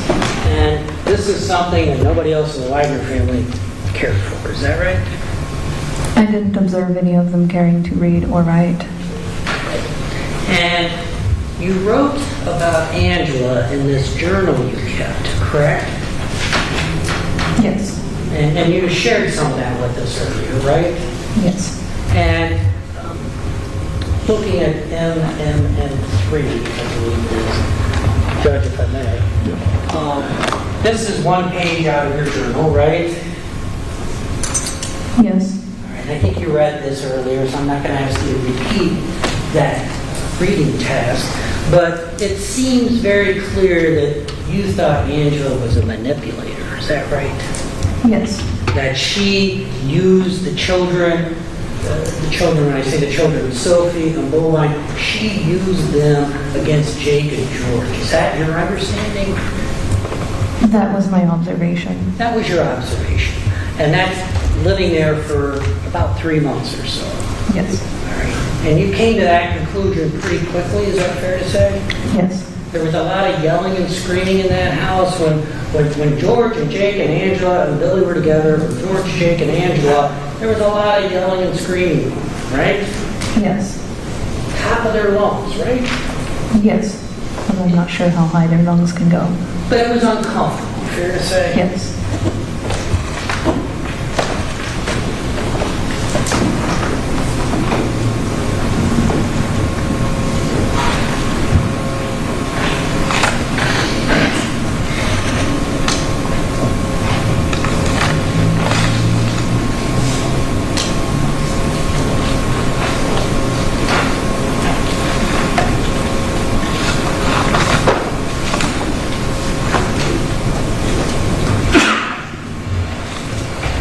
It's my understanding that you came to the conclusion that Jake was looking for a wife when he was up in Alaska. Is that fair to say? I'm not sure I was aware he was quote-unquote looking for a wife in Alaska. You came to that conclusion later on, perhaps? I don't remember making that conclusion. Okay. But he was certainly someone who went to church often in Alaska, correct? He went to church often while I was there. Well, you were there. When you returned to Ohio, did he go to church very often? Never. How about you? I did not. I was requested not to By the way. by the Wagners. So they were trying to stay out of the limelight, so to speak, when they were back in Ohio, speaking about Angela and Jake, right? Not just Angela and Jake. They all were trying to stay out of the limelight. There was a lot of media attention because this case had been pending for 2 years or more at that point in time, and you knew there was a lot of media attention on the Wagners as suspects at that point in time, right? I was told there was a lot of media attention on them. I never saw. You never followed the media. Yes. All right. But certainly, when you were in Alaska, even the pastor of the church, I think, brought it to the congregation's attention that there was a lot of media attention, even in Alaska, about the Wagner family and that them being suspects, and that even the people in Alaska should just welcome them into the community. Is that right? Yes, basically. Okay. And you gave some stock in that, right? Can you clarify that? Gave some stock. Sure, you gave some credence. to what the pastor said. Yes, And, I mean, you were concerned enough to have your friend that was a former law enforcement officer to kind of do some background checking on all this, right? I don't remember asking him to do background checking. Okay, did you ask his opinion? I did ask his opinion. All right, and so you continued this relationship, and Jake, in part based on his opinion that you received. Yes,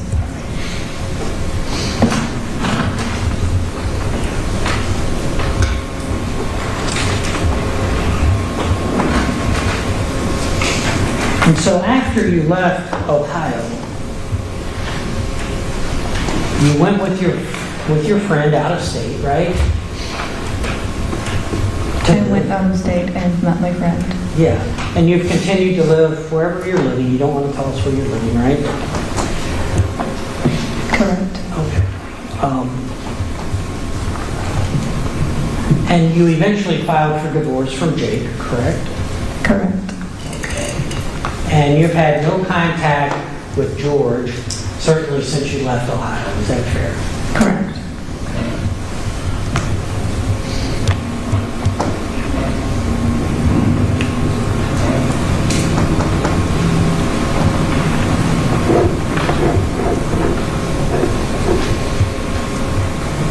It's my understanding that you did not want to talk to George's defense lawyers before today. Is that right? That's correct. And why is that? Because the Wagners terrify me. They terrify you. So you think the lawyers would terrify you as well?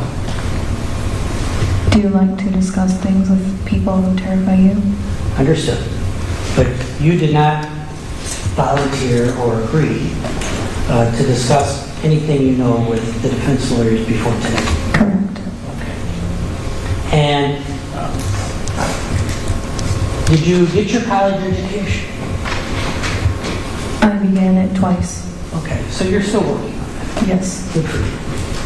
And you're working now, seem to be doing better, Yes. recovering from your unfortunate medical situation? Yes.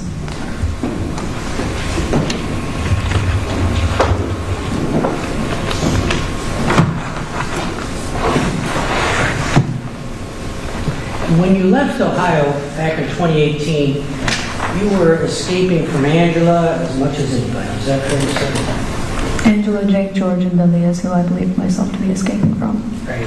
And Billy was out of the Flying W, right? as far as I knew.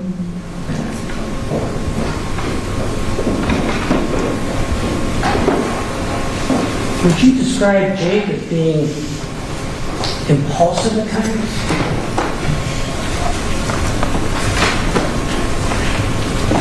I would describe Jake and all the Wagners as being impulsive.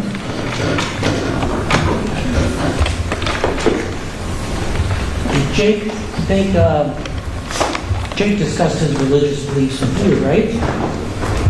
He did. And he thought he was going to heaven when you knew him, right?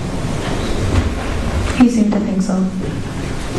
And he lied to you about his involvement in this case, right? He did. And so did Angela, right? She did, as far as I know. You were kind of duped or fooled by Jake when you lived in Alaska. Is that fair to say? That is fair to say.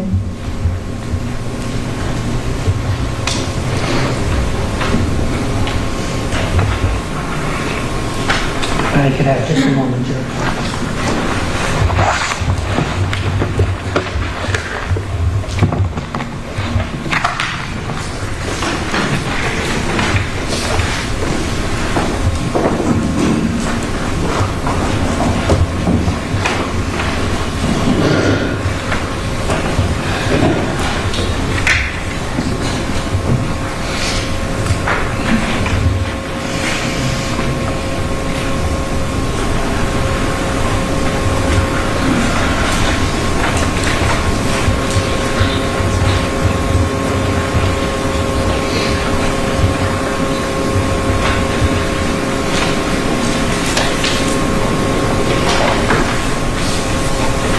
Just a couple of more questions.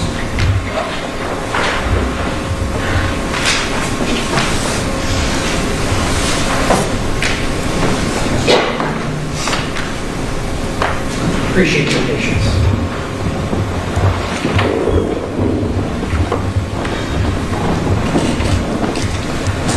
Just a couple of questions about when BCI officers were interviewing you in Virginia. So that would have been July of 2018, after you left Ohio.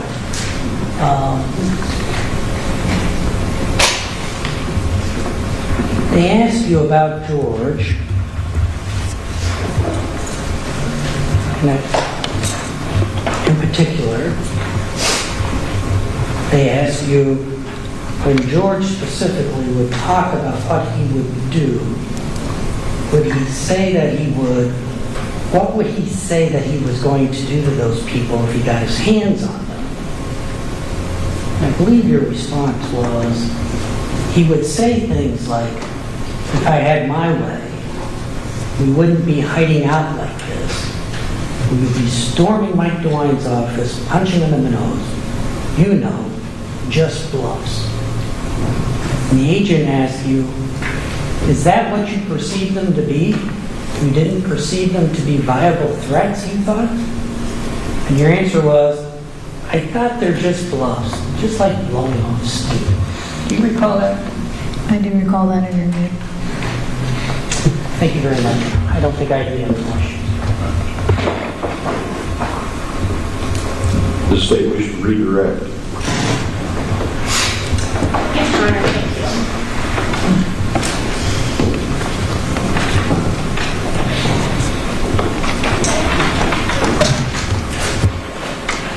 you. You were asked about the interview that you did in Virginia shortly after you had departed the Wagners, correct? Yes. And since that time, have you had other occasions to meet with representatives from the Attorney General's office or BCI? I have. Okay. And in those interviews, have you provided additional information? In addition to the interview that you had in July? I seem to remember going over the same information more than anything. Okay. And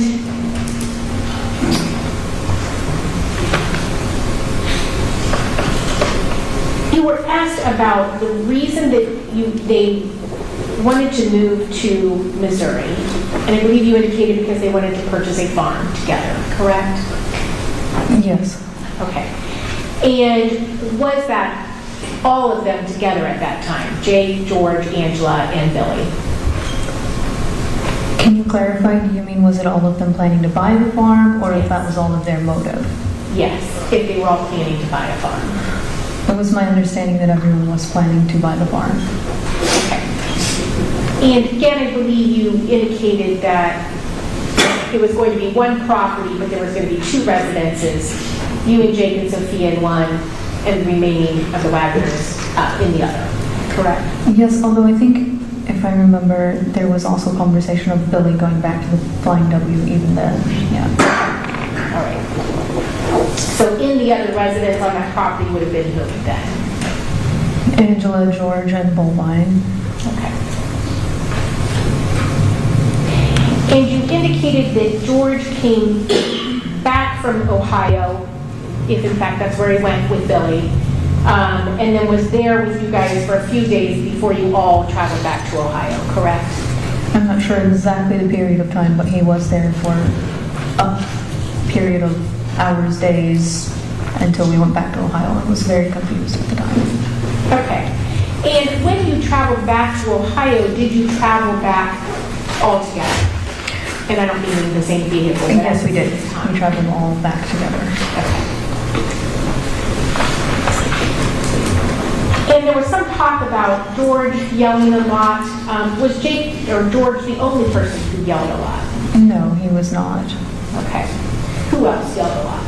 Angela, Billy, and Jake. Okay. And in these family meetings, you indicated something about it was Angela's turn to make the decisions. Tell me about that. So, as Jake had explained it to me, the family took turns making decisions. He said that in the past he had made the decisions and the family didn't like the outcome, and so now his mom was making the decisions, and that at some points in time George had, and even Billy had, and then if I stayed there long enough, maybe I would be the one who made decisions also. It's kind of like they take turns and one person makes decisions for the whole family kind of deal. Okay.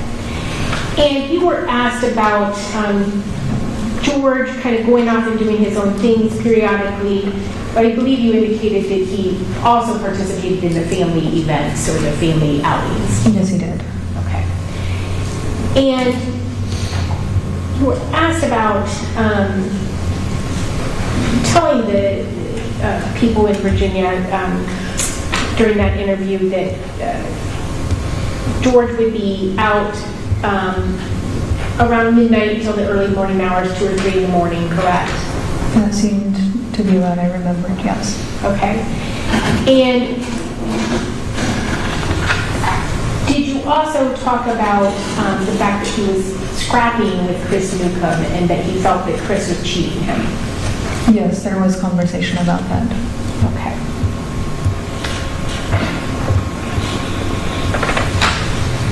But when he would go out and do those things, whatever he was doing during that time period, he always came back to the house, correct?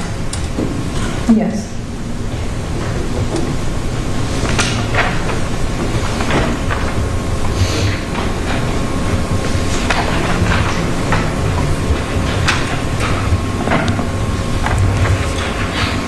You indicated that the Wagners told you that there was media hounding them or saying things about them, but I believe your response to Mr. Parker was you never saw them, correct? I never saw the media in Ohio. There was a time at the church in Alaska that I saw 2 reporters outside from the BBC. Okay. I didn't know at the time why they were there. Okay.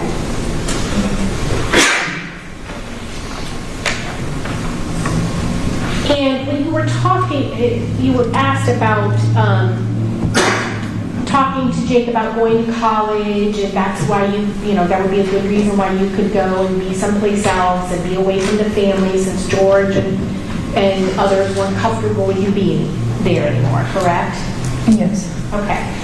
And I believe you told us on direct that you were trying to come up with a ruse basically to convince him to allow you to go and also provide him a cover story like, oh, you can tell BCI that, whatever. Yes, that's correct. Okay. Is it fair to say you were just doing whatever you could to get out of there unharmed? Yes, that is correct. And you were asked if Jake lied to you about his involvement, correct, in these homicides? Yes. Did he ever admit that to you? Did he ever admit what to That me? he had committed these homicides? He did not. Okay. And nor did Angela? Correct. Nor did George? Correct. And nor did Billy? Correct. I have another question, John. Any further cross? No, thank you very much. Thank you. You may step down.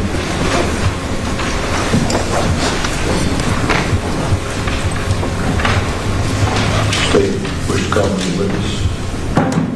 We do, Your Honor. Yeah. Okay. We'll recall Special Agent Schneider to the stand, Your Honor.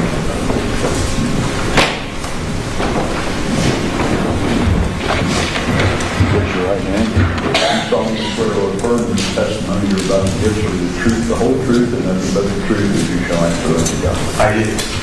See, state and example. Thank you, Your Honor. Special Agent Schneider, I just want to discuss with you just one fact. Do you recall the date when Elizabeth, then Wagner, left the Wagner home? Yes, Okay, and do you remember what the date was? July 6, 2018. Okay. And can you tell us, where were you that day? the Walmart parking lot of Jackson, in Jackson, Ohio. Okay. And why were you there? We were up on the intercepts, the telephone intercepts, so we were aware that there was some kind of plan for Beth to leave, specifically reference that trip to Walmart. And so we were there to monitor and see what was going to take place that day. Okay. And can you tell us what, did you observe her at that time, and what did you do? Yes, we had a team of investigators there, multiple cars. We had surveillance set up, and when they arrived in the white Suburban that was known to be belonged to Angela. And it was Angela, Rita, Beth Ann, and the children that were in the vehicle. And by children, I was meaning Sophia and children. Correct. Okay. And what did you observe? All of them. There was a small meeting at the rear of the vehicle in the parking lot, and then they all walked into the Walmart doors together. We sent a detective from another county into the store to follow them, and by the time he caught up to them, they had already separated, and he had lost track of Elizabeth. Okay. And were you able to re-find her? Yes and no. So after the detective advised us that he had lost contact with Elizabeth, everybody started scrambling, trying to locate her. I just happened to drive to the side of the building, kind of where the tire section, the garden section was at Walmart. I observed a car with out-of-state plates on it, and I saw a white male driver and a female that was doing something, either putting a hat on or doing something with her hair. I felt that was out of place. I advised her over the radio that I potentially had located them just because it was an out-of-state tag and it just seemed suspicious that it was there that day. So we attempted to follow the vehicle at that time. Okay. And did you in fact follow the vehicle? Yes, we followed the vehicle and for quite a while. So the vehicle, when it left the parking lot, it went out into the country, went around several blocks, just appeared to be going in a circle like they were trying to lose somebody. And then we eventually followed the vehicle into, I think it was on 35 that goes into Gallia County. I may have my road wrong, but I think it's 35. And at that time I contacted the Gallia County Sheriff's Office to request a unit to conduct a traffic stop on the vehicle, just an attempt to identify who was in the vehicle. But by the time that vehicle, which was actually the Sheriff of Gallia County, got to us, the vehicle that we were following pulled over into the rest area. So at that point, we had a detective that was not, that had not had any contact with the Wagners or anyone else, approached the vehicle, and he was able to positively identify Beth Ann as being the passenger. And when I say identified, he did not make contact. He just walked by. He's like, yes, that's her. And then we ceased that operation. So you did not continue to follow her that day? No, we did not. And you did not have any interaction with her? No. Well, after that, we ceased the surveillance and then identified who had rented the vehicle. Okay. And did you learn who had? It was her father.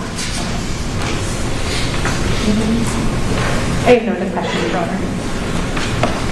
The defendant cross-examined.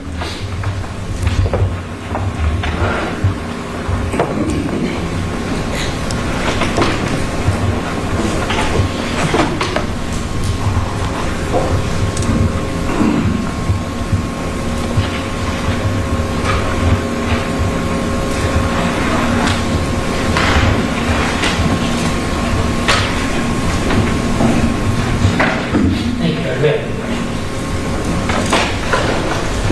So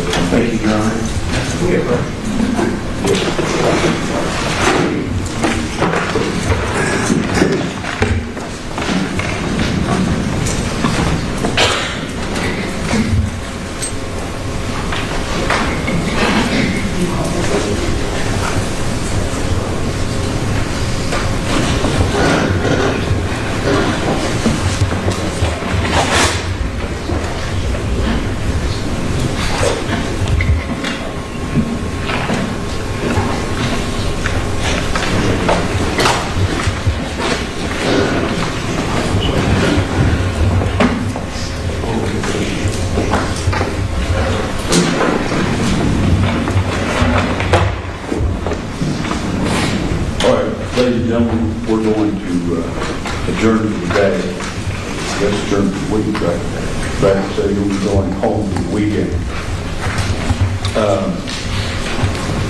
A couple of things about scheduling. First of all, I tell you this only to prevent confusion, but there's a recording on the court's phone line that's canceling a trial which had been scheduled to take place in the government center for Monday to start that day. That doesn't affect this case at all. It has nothing to do with this case. So you are to show up Monday morning at 9 o'clock.